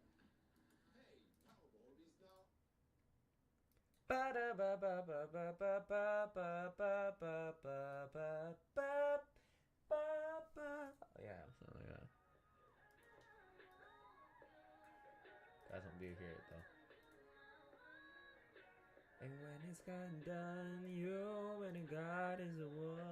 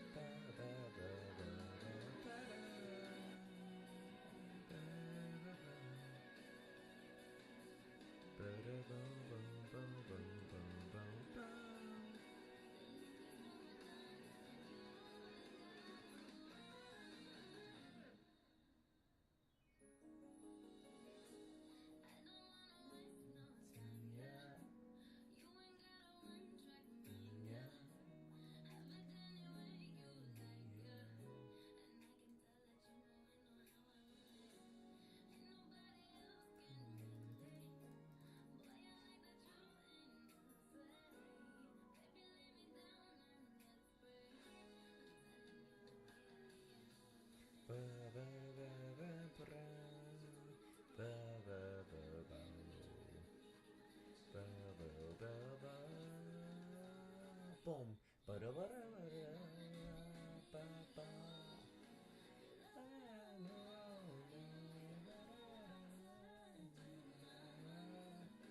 And when it's gone down, you and God is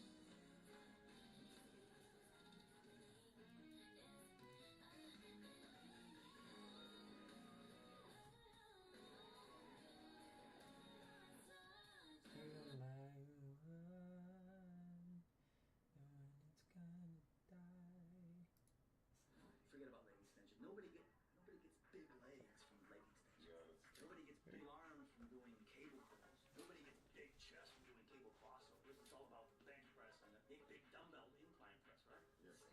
And I think legs is hard. That's why it's a separate sport in my mind. It's going to mess your nervous system up to the point to where you wonder why you wanted to go in the sport in the first place. It's hard. It's downright, it will annihilate. But then you push through it, you survive, and you deserve the legs you get from that. People think I used to like to squat. I like the feeling afterwards.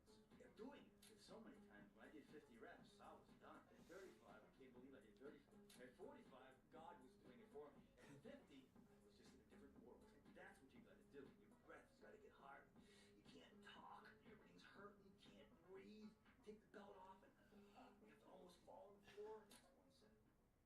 Forget about leg extension. Nobody gets big legs from leg extension. Yeah, nobody gets big arms from doing cable curls. Nobody gets big chest from doing cable crossovers. It's all about the bench press and the big dumbbell incline press, right? Yes.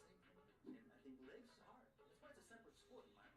It's going to mess your nervous system up to the point to where you wonder why you wanted to go in the sport in the first place. It's hard. It's downright, it will annihilate. But then you push through it, you survive, and you deserve the legs you get. People think I used to like to squat. I like the feeling afterwards. Yeah, doing it. It's so many times. When I did 50 reps, I was done. At 35, I can't believe I did 35. At 45, God was doing it for me. At 50, I was just in a different world. And that's what you got to do. Your breath got to get hard. You can't talk. Everything's hurting. You can't breathe.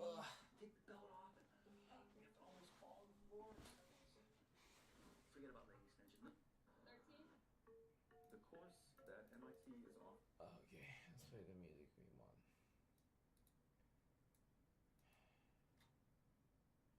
And when it's gonna die, you wanna. No, give me some songs I do like to listen to. Oh. Sounds good. Synthwave. Synthwave is great. Financial coaching with MLC. MLC, a lifetime in the making. Melissa, a lifetime in the making. Hell yeah.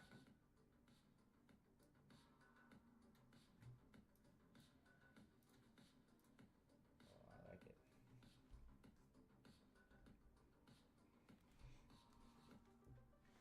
Let's do this, boys.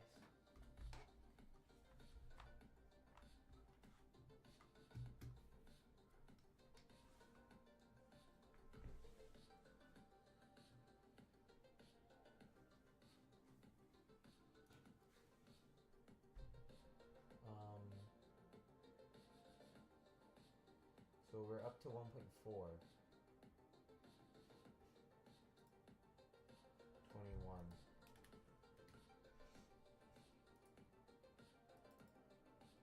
This is the mole thing, right? Yeah.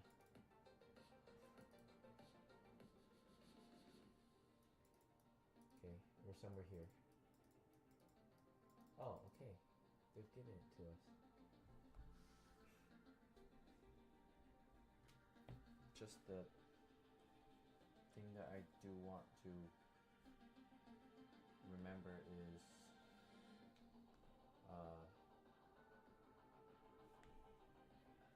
have it.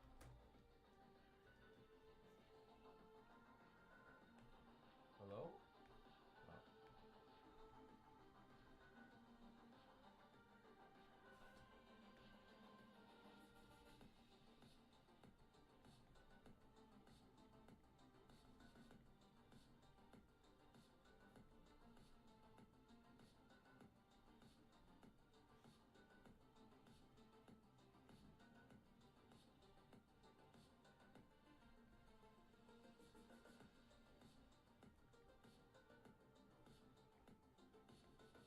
What the?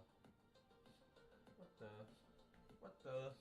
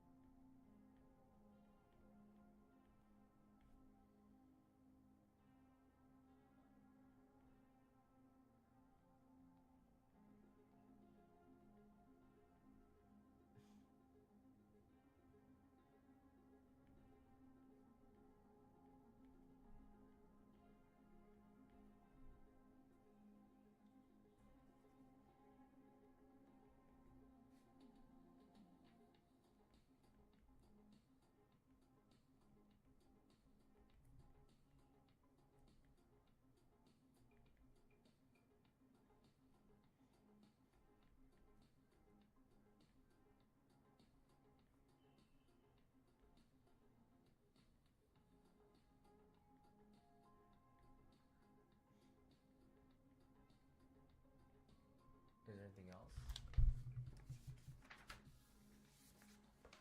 There's the piece of paper. Discrete mathematics.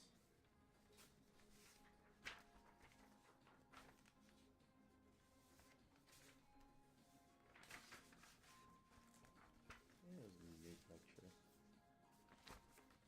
Oh, error estimation.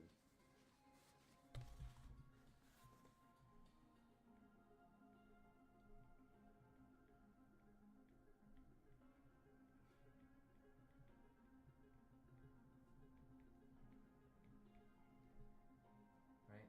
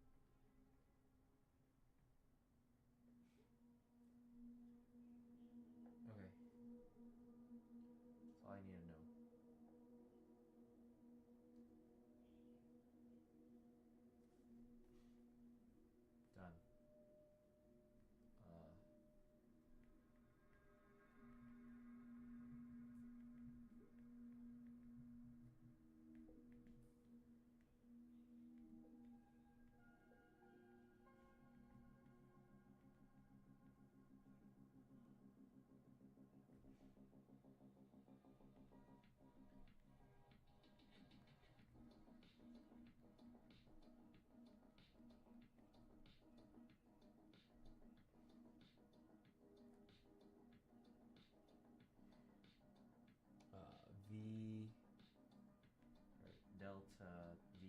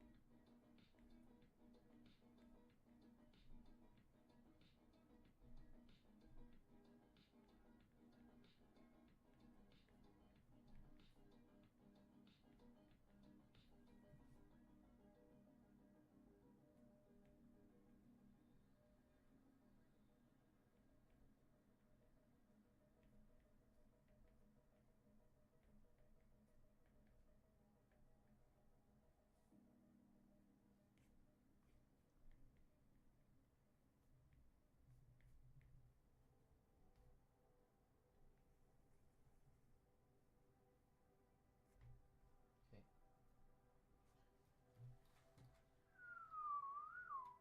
We're not doing chain rule yet. Maple notes. Normal differentiation. That calculates that. Sketching.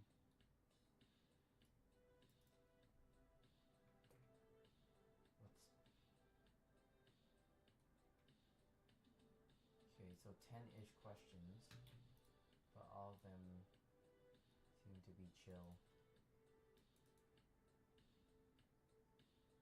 I might want to see what these LN ones look like.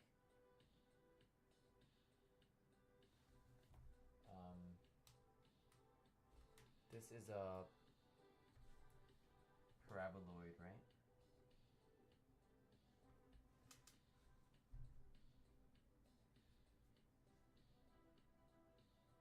Okay. What I do need to do is have the notes here that I want to have. Contour plots. Yes.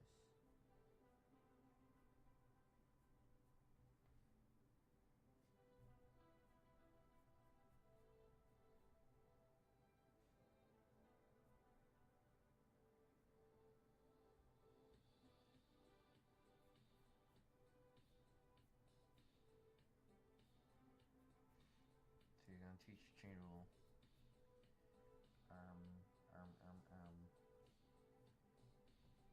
Alright. We want to group up our notes. I like to group up my notes into one-pagers.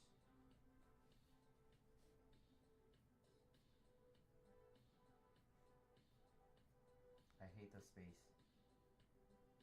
As much as I love Milan Papor, I hate the space.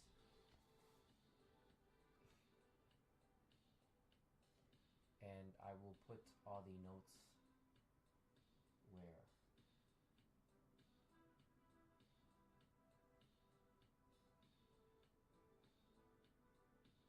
In Milan Papor's notes, because I will be using his notes more. Yep. More or less using all his notes.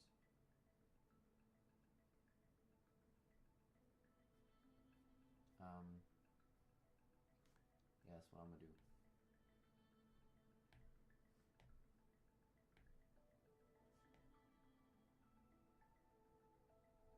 Like that.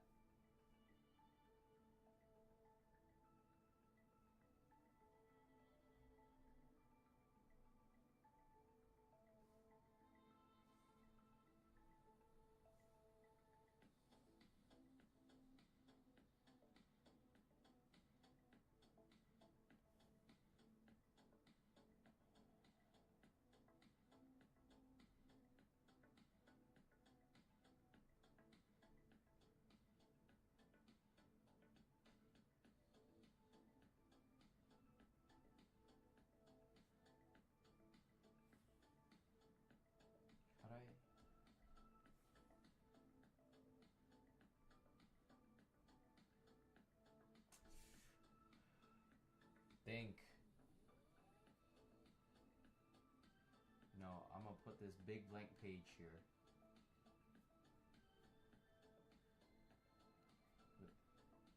Yeah, I'm gonna put a big blank page with every question I've ever done.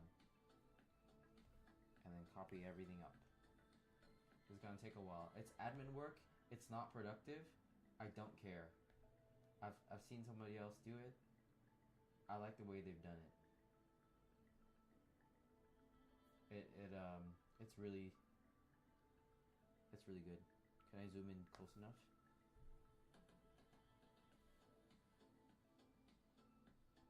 Sure.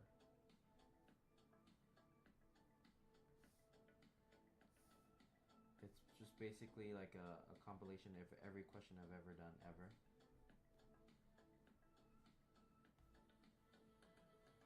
But it's all scrunched up in one page.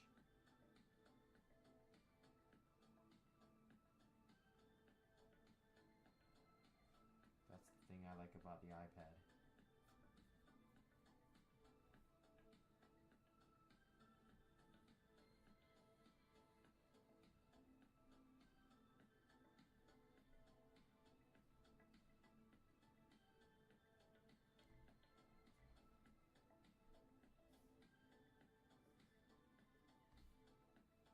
Should I read that?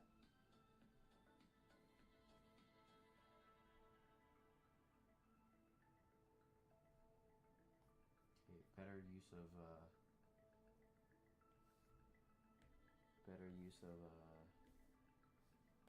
space is making this much bigger.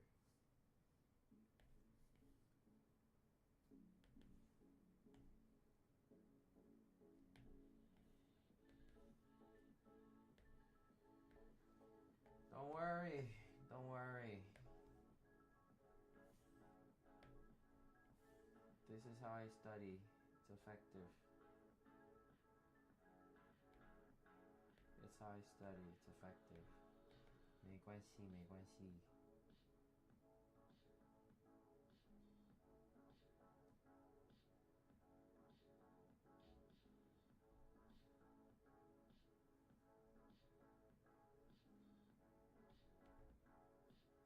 Very effective.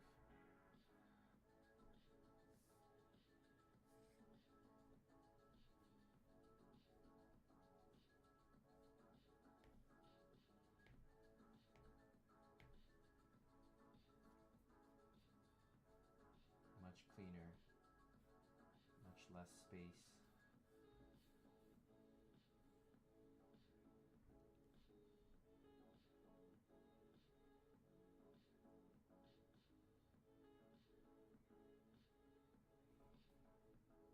Deleted.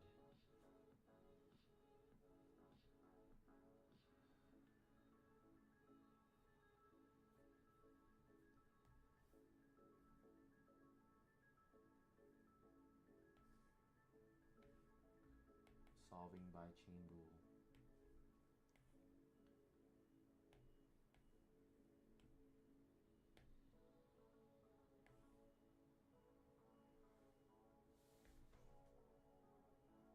Don't worry. I just do this every now and then.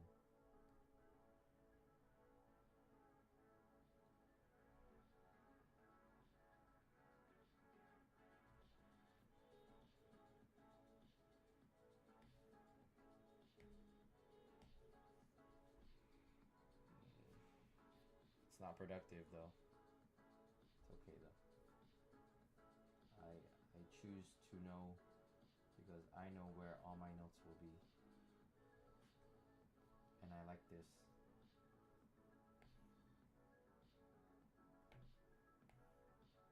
Firstly, let us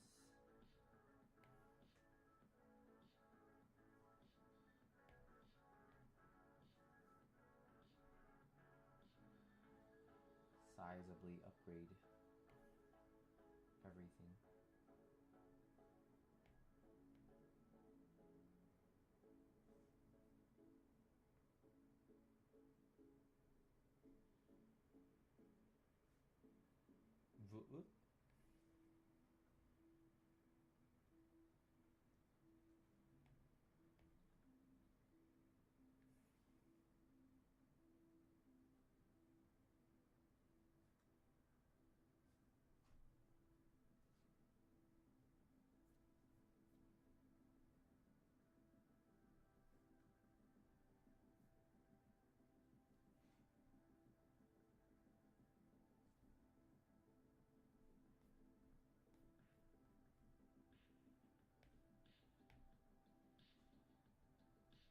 sao?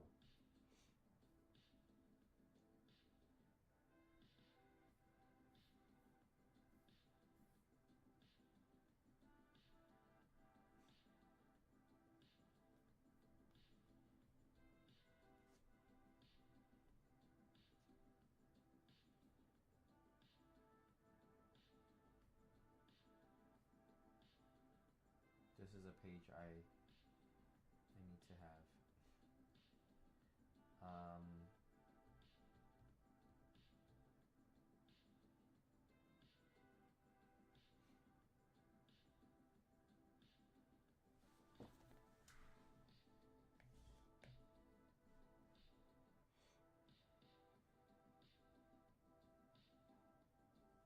Fuck it, copy it.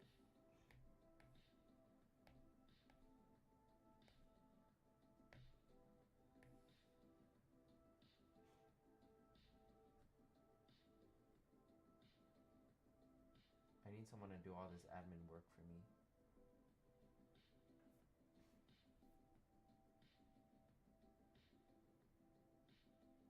Hello? Hello?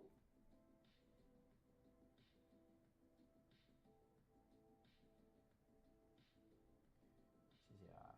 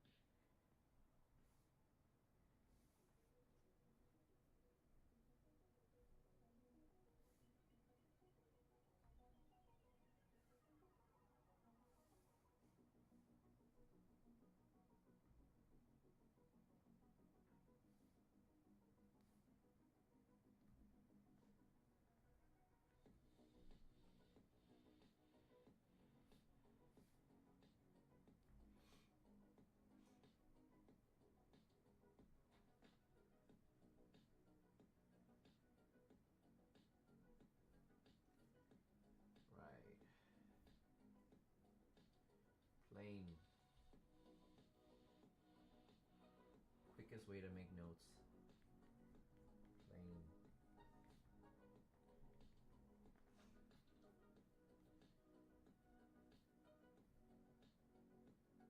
Copy this over.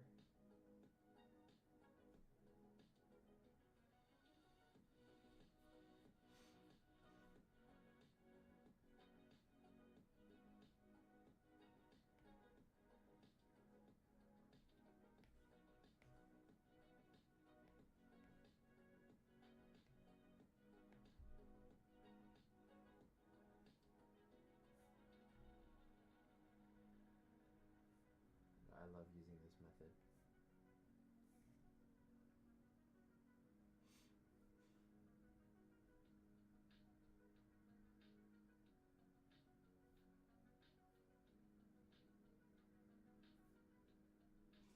Sphere.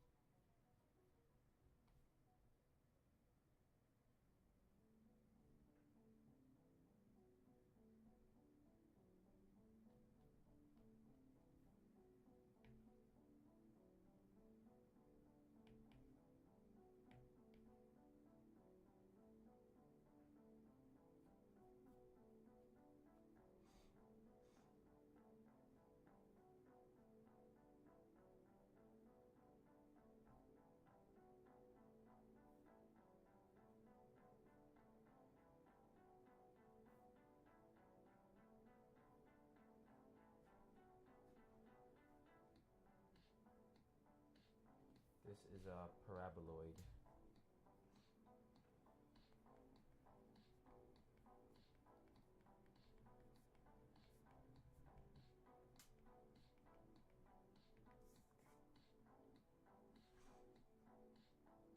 Pretty sure that's how you call it.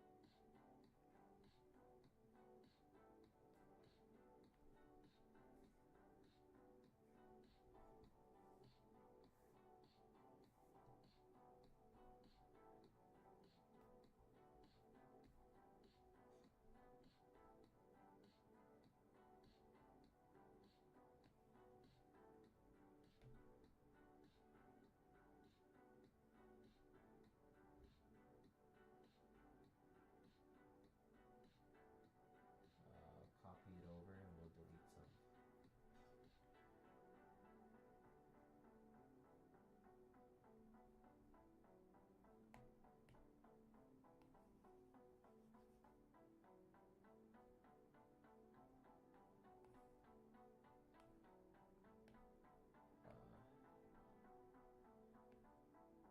We get this equation out, size it up right here.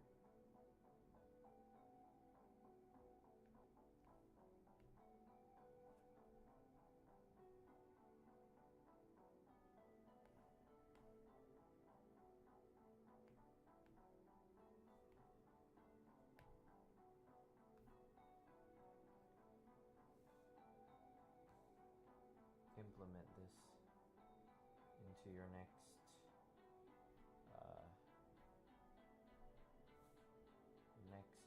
math related course.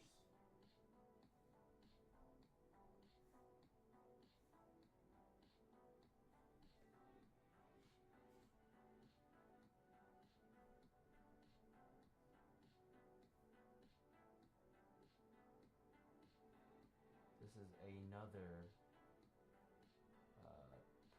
paraboloid, right?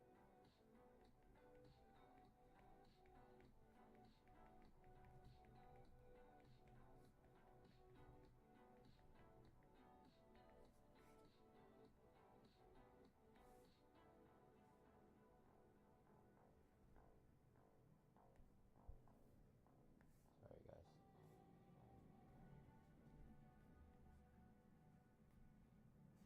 We're deleting this page.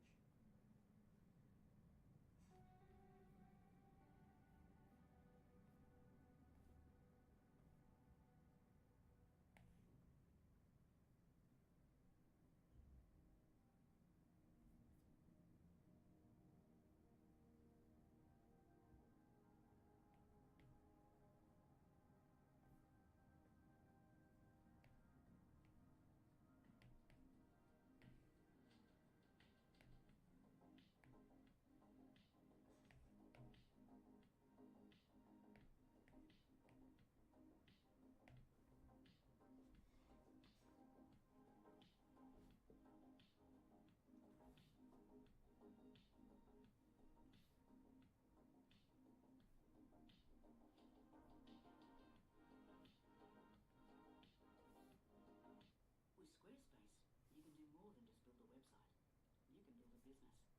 Personal trainers and private chefs showcase your signature offerings and experiences. Makeup artists and music teachers schedule classes and appointments with ease. And then send weekly newsletters to keep in touch with your loyal customers. Done. Squarespace makes offering your services simple. Get started with offer code Make It Real for 10% off your website or domain.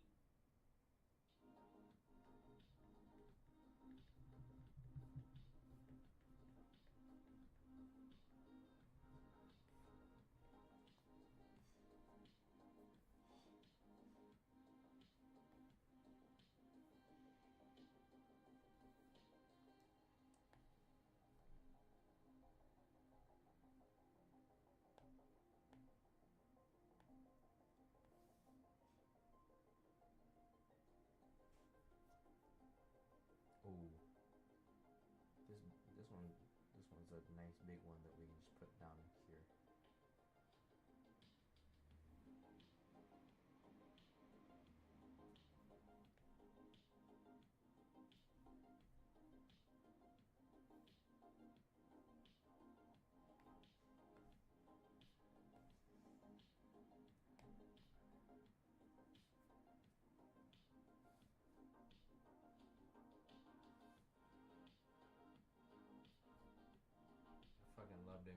like this. Oh, this is great.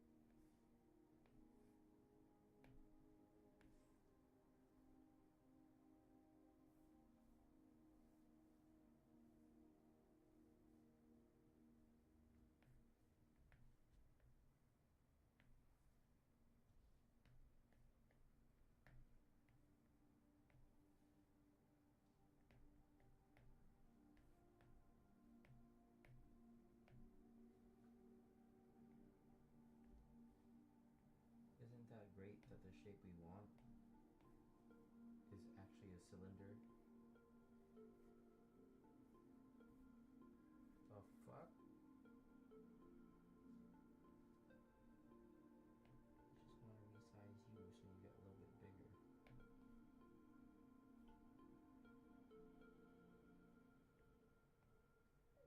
And so you don't get as fucking gigantic.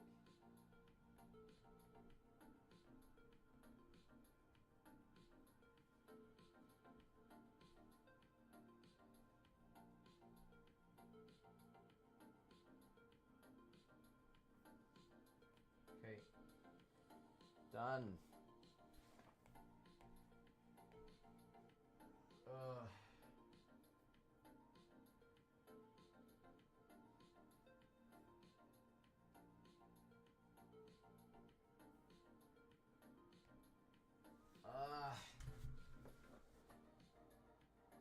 What else?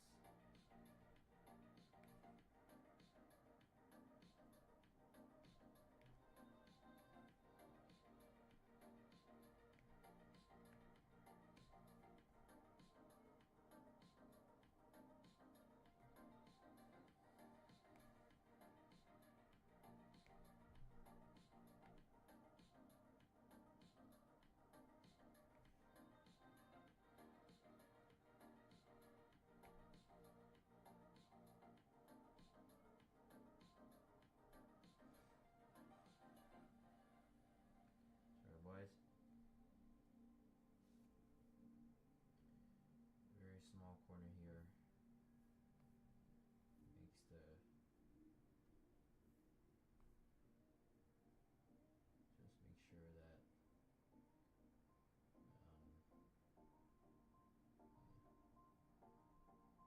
oh,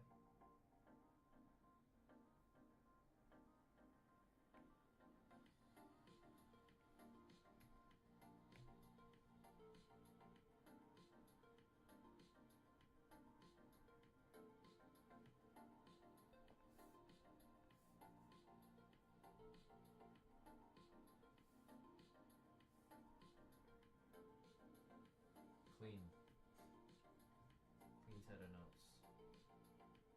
Delete the page.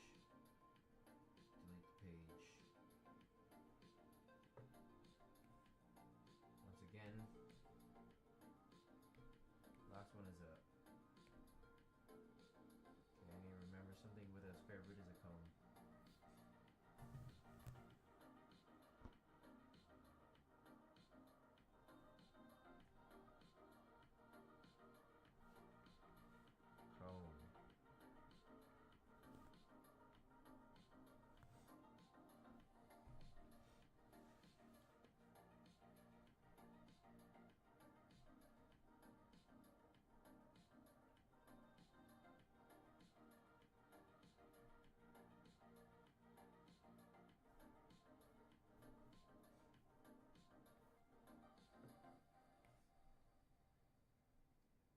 Copy. This is what we call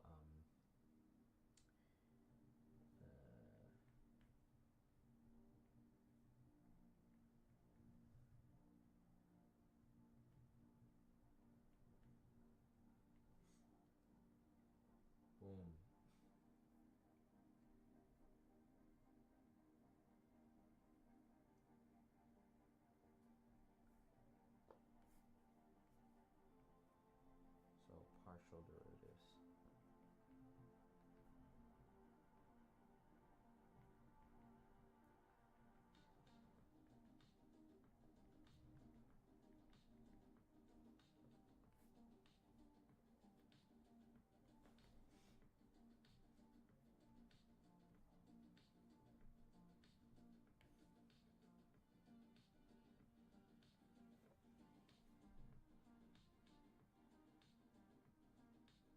Absolutely chill.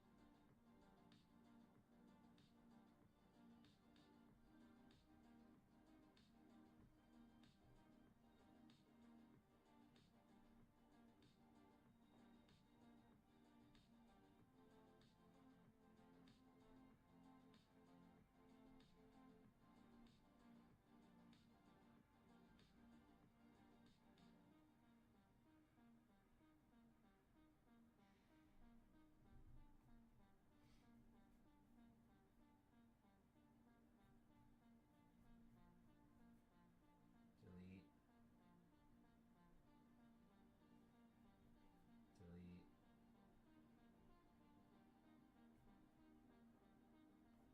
Delete.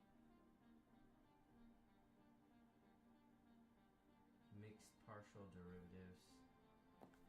Like, this is so much space.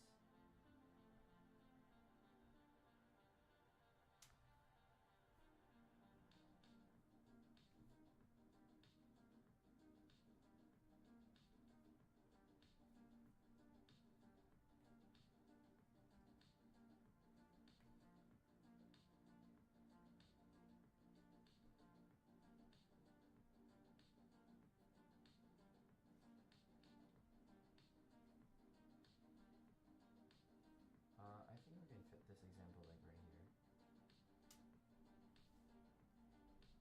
Leave space for most of these.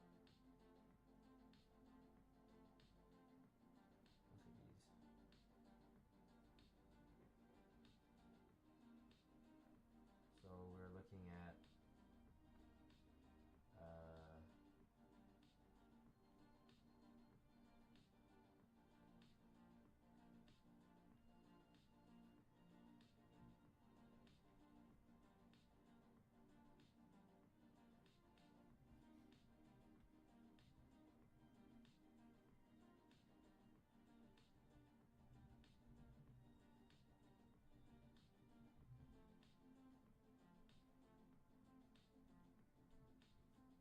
into categories.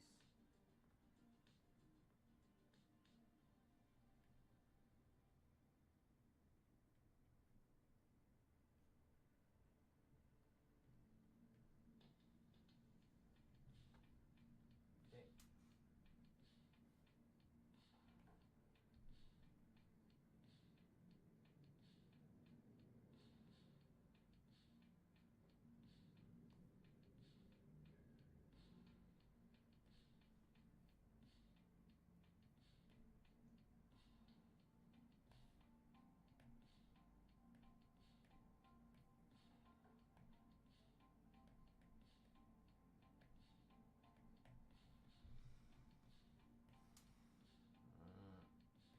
My back is starting to hurt. It seems like I don't even... This one looks like a... something subtracting.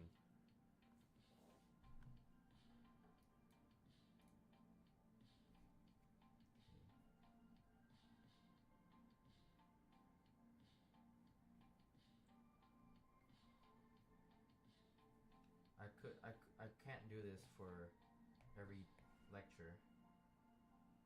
I should not, because, yeah, very unproductive work.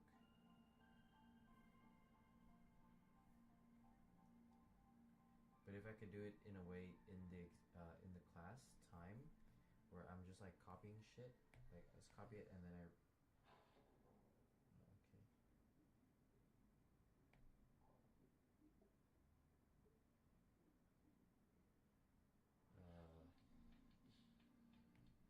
We'll just like put this one in the middle.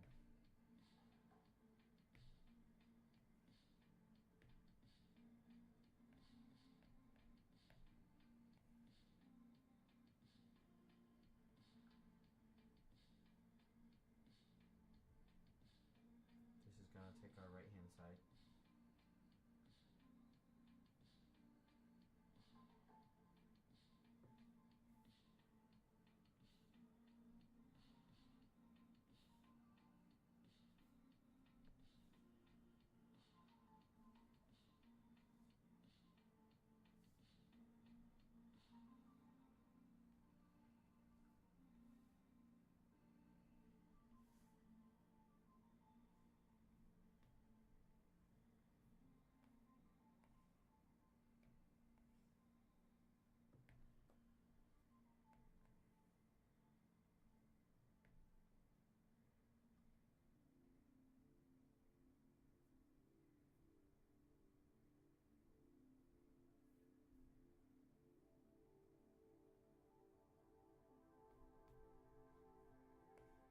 Yep.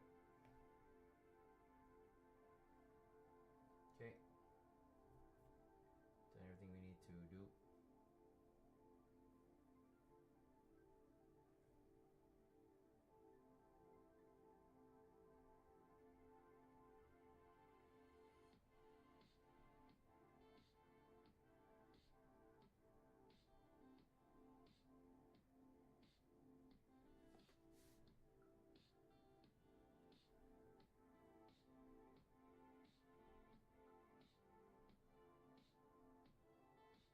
Bitch, what? Go back to where you belong.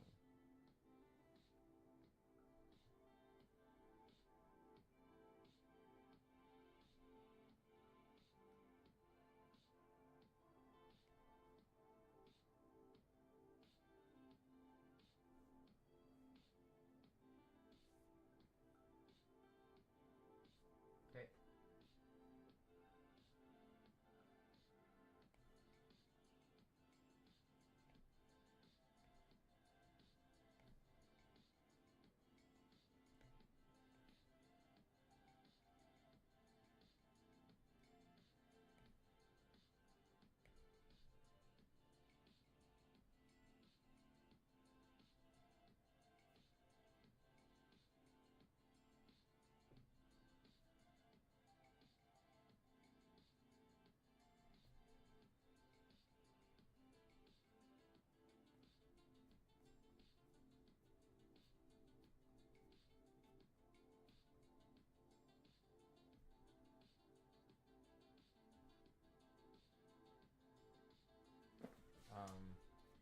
Do I need any of this? No. No.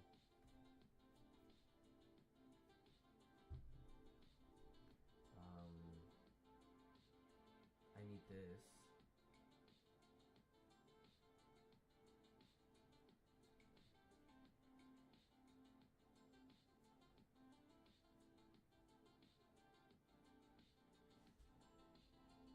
Big, big, big number. Just says partial.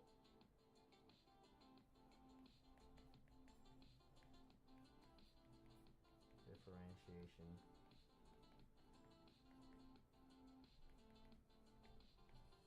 Mixed derivative theorem.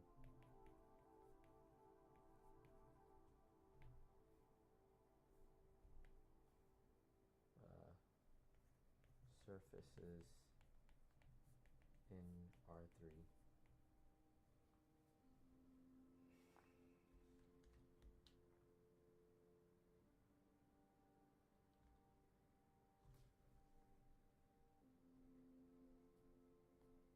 Good.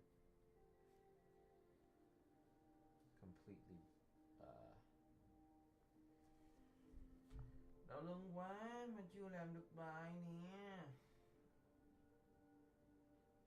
Làm nốt lâu cực kỳ. Something that I need to know is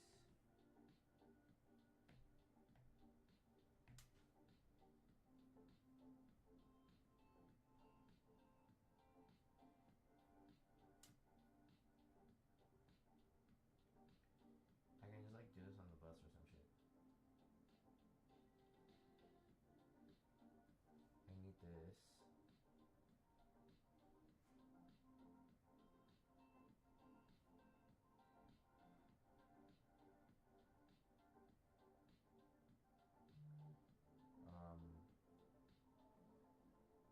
Delete.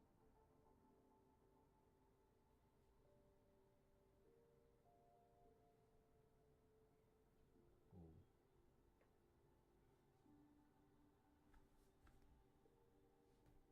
I want the box.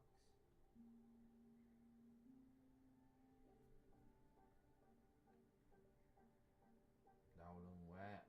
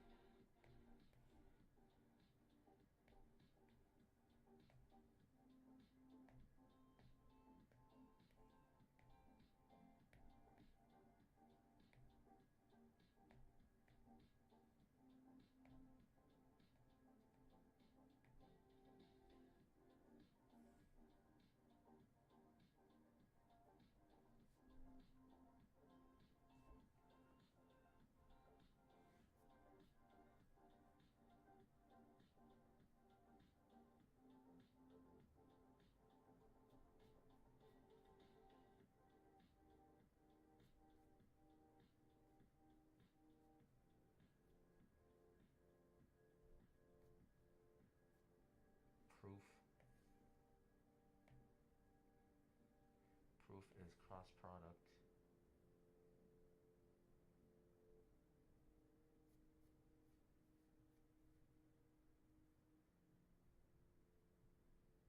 Huh?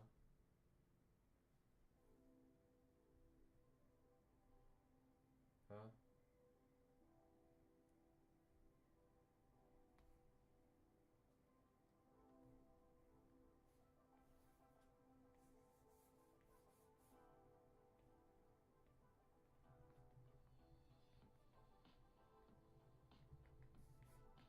If I ever need to do a proof.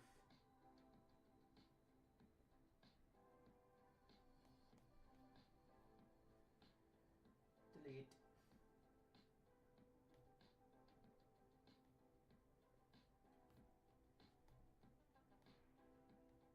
This one.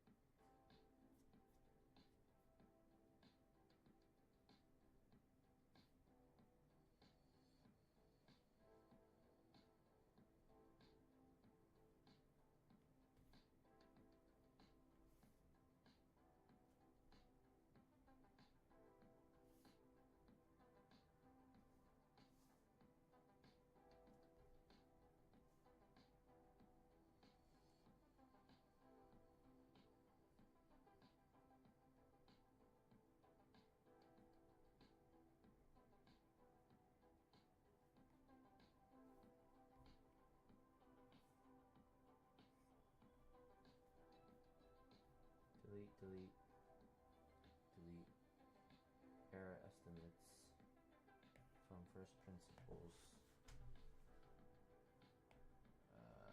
Yep.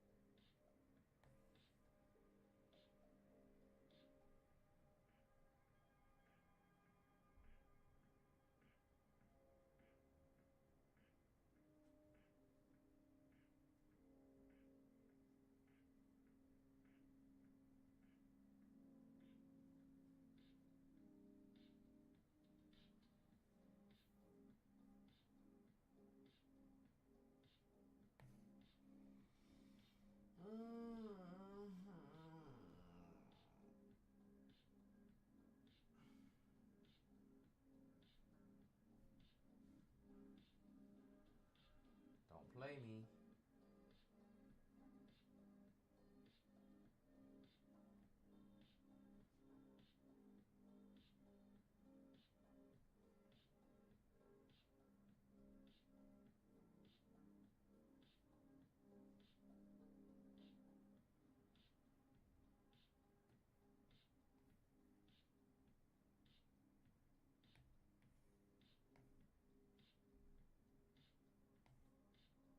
That's how that.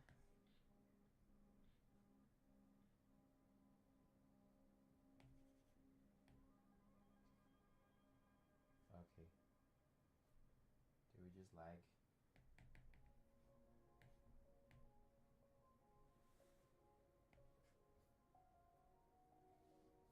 We just lagged out.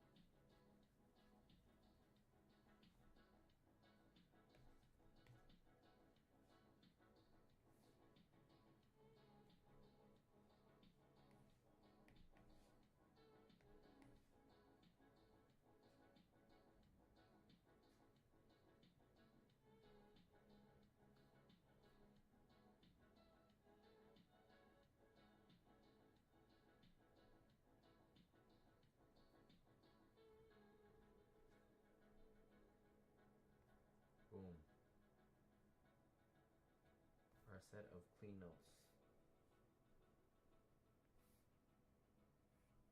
So unproductive. But guess what? Gives me everything I need.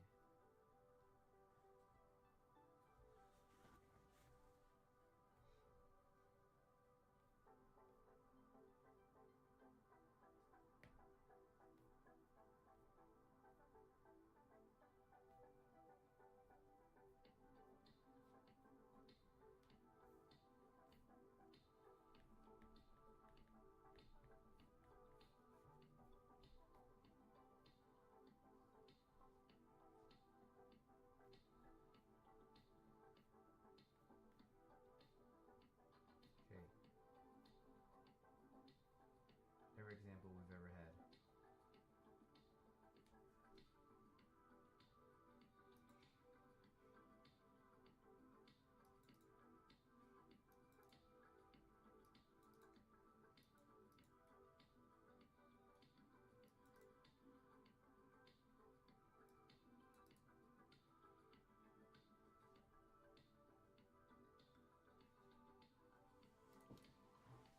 I'm gonna bring this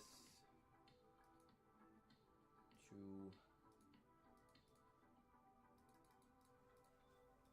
you know what? We are not going to do the problem set today. We're going to do the Mobius.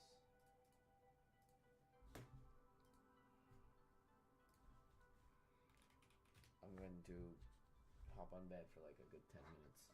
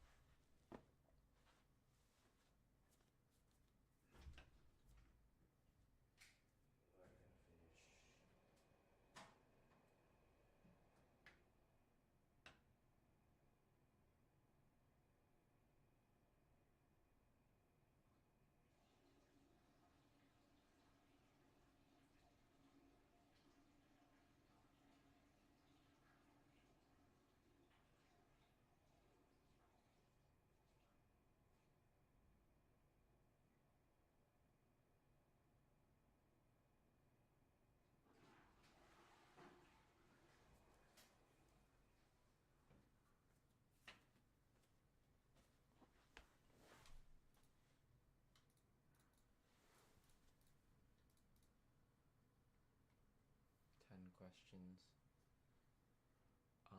I think we are going to try to speedrun these questions. Um,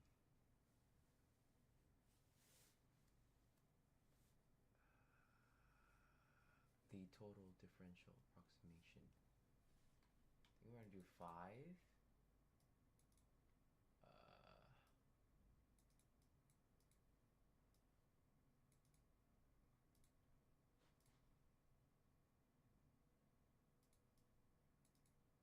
This is okay because we've kind of done it.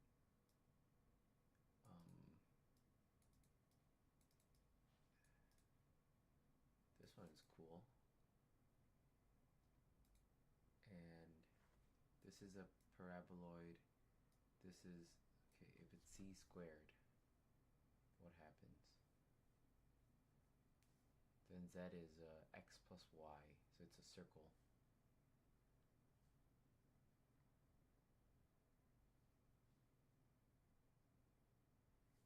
This is a sphere with radius 1, z squared.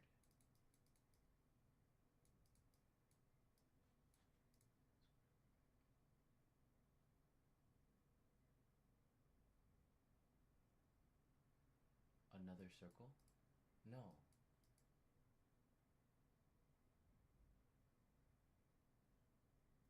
The fuck do these, what are these? YZ profile. Duplicate.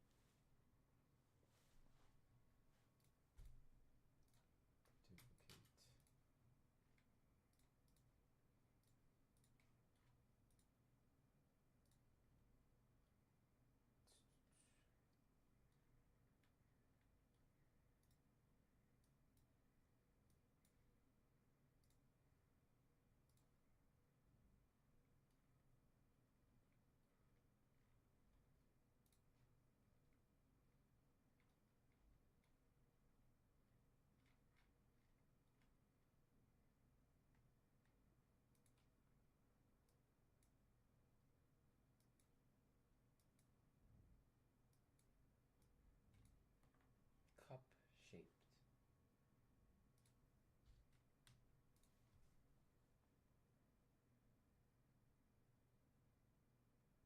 Unit sphere. Yep. Umbrella stand.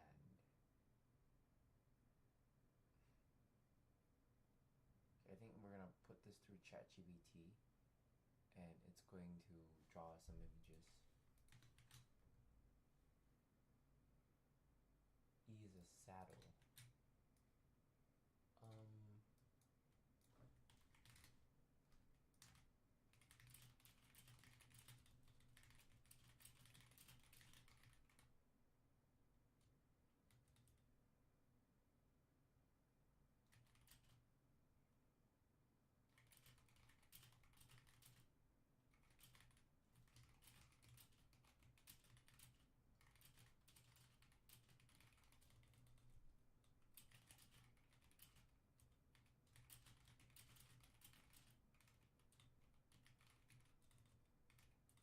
Perimeters. Oh, also, I think this is where we use contour plot. Okay, I'm gonna delete Maple and download Maple again.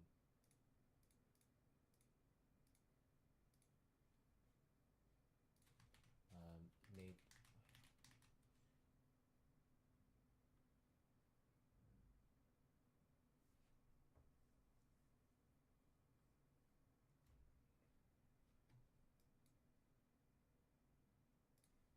Okay, we're gonna uninstall.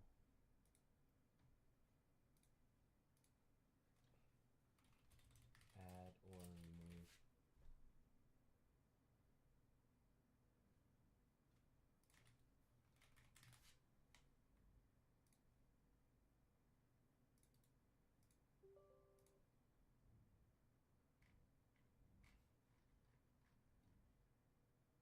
Should be fine actually.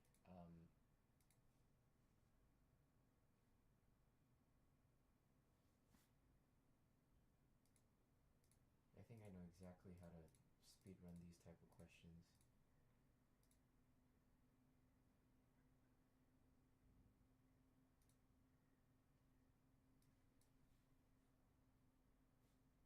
Yo, ChatGPT made some changes, by the way.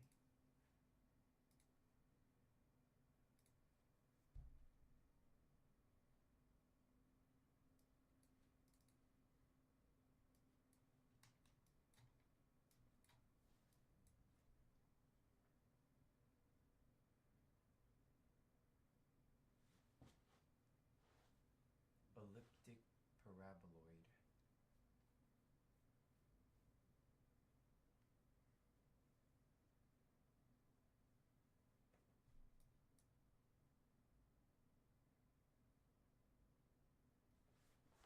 And then we just go on, yeah, we just like, basically we like draw something through it.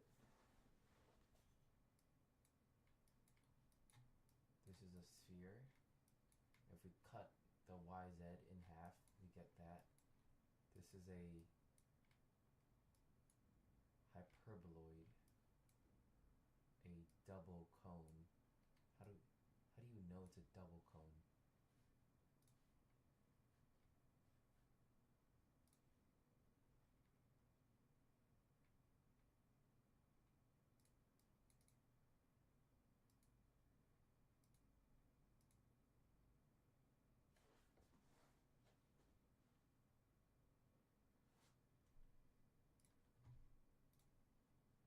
Okay, and then we're gonna go to the Reddit that we've bookmarked.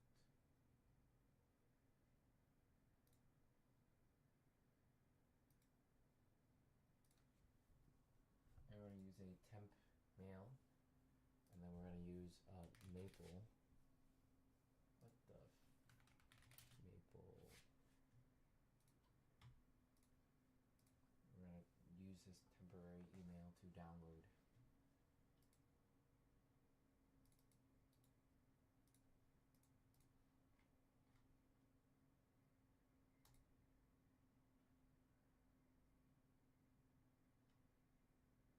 Wait, maple trial.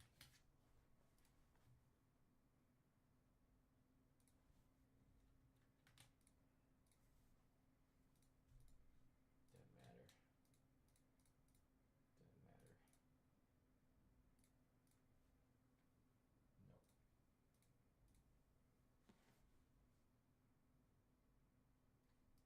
Should send something to this mailbox to download.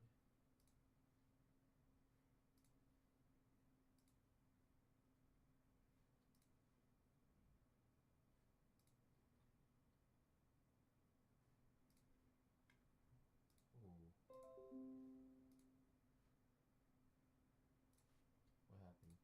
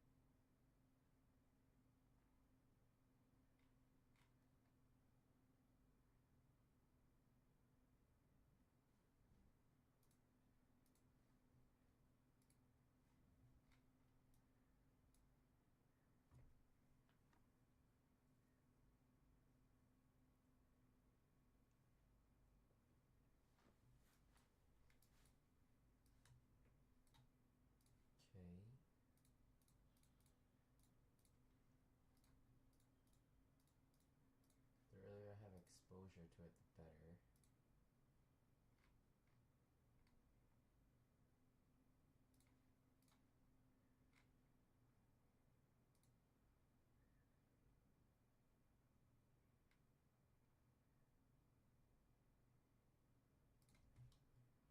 Yeah, so this isn't fine. First two are okay.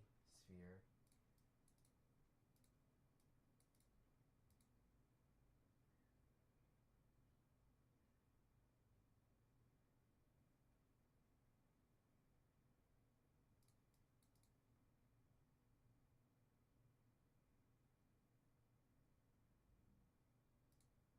Set x is equal to 0 for all of them.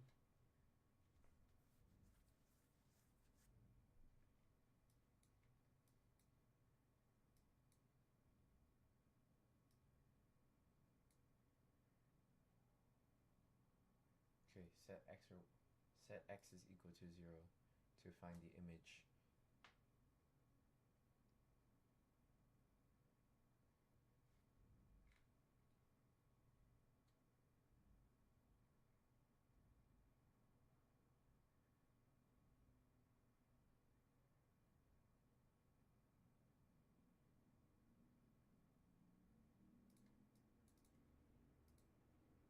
Okay, so if I meet an xz, I set y equals 0. And do I contour plot? Looks like it.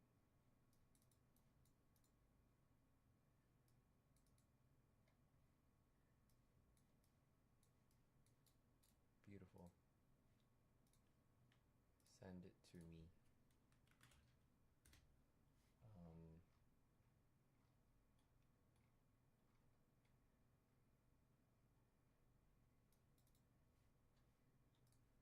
So that's one question out. Partial differentiation.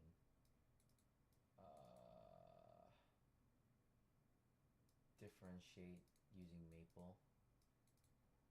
Tangent plane.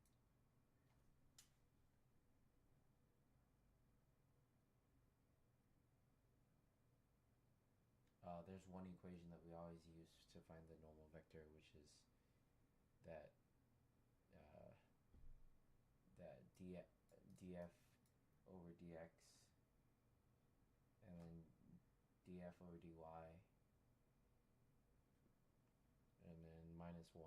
So that's the normal, and the equation of the tangent plane is always going to be using okay.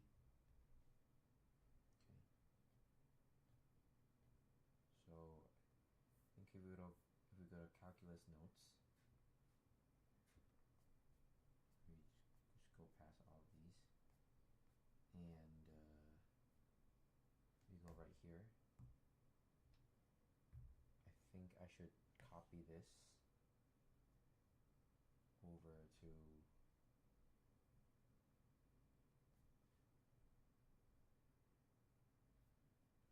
should I copy it over?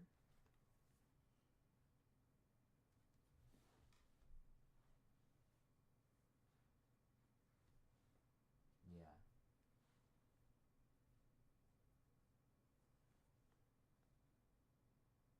Like right here, actually.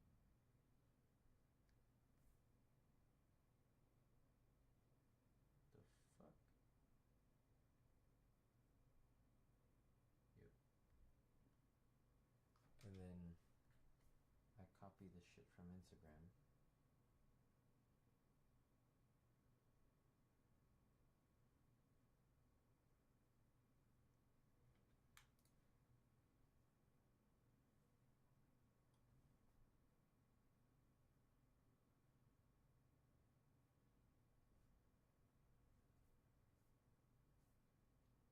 Looks like we're contour plotting this.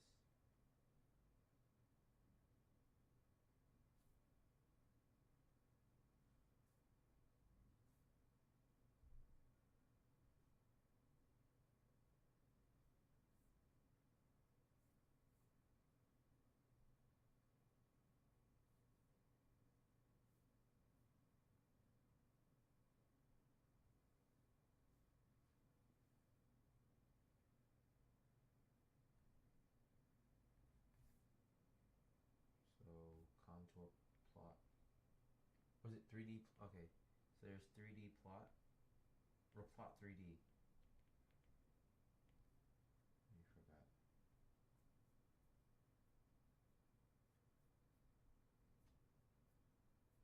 He said we can 3D plot. Plot 3D. So Maple command is plot 3D. The expression.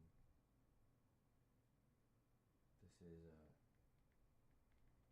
contour plot. This is a setting x is equal to 0. So we take a glimpse at the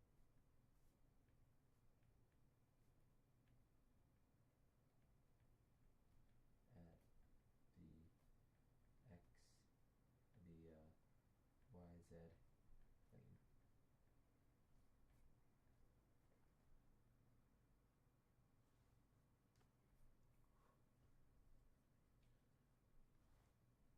Expression.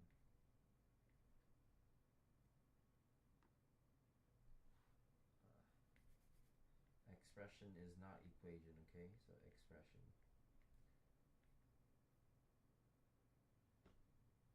But how about if it's z squared?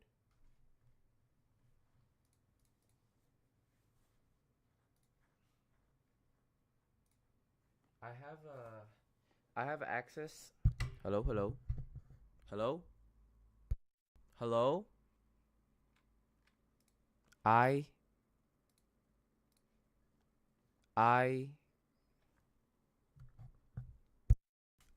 have access.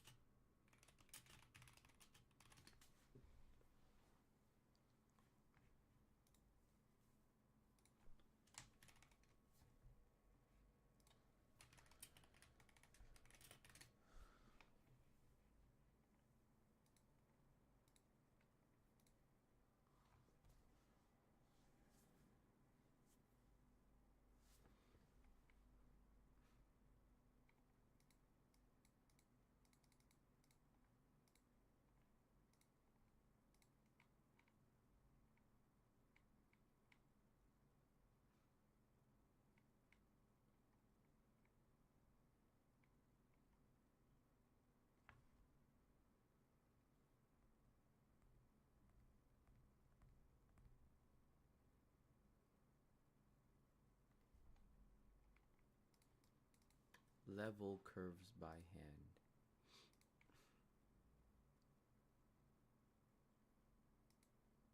Yeah. So you can do implicit plot 3D.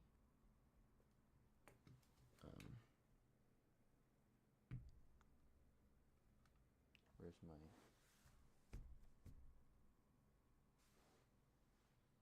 We're sticking together, me and my boyfriend. We're sticking to... What the...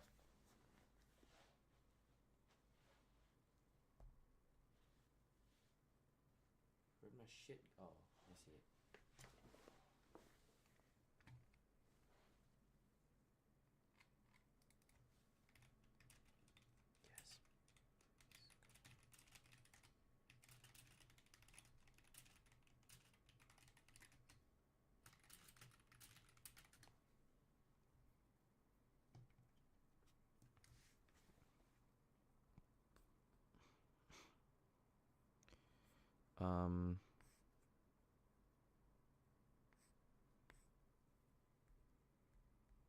Once, whatever, bro.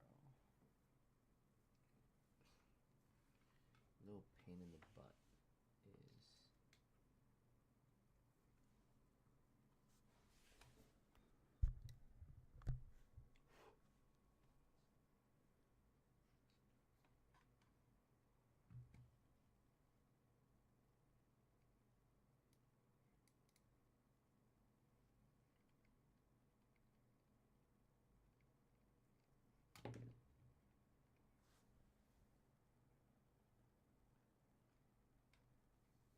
Is there implicit contour plot?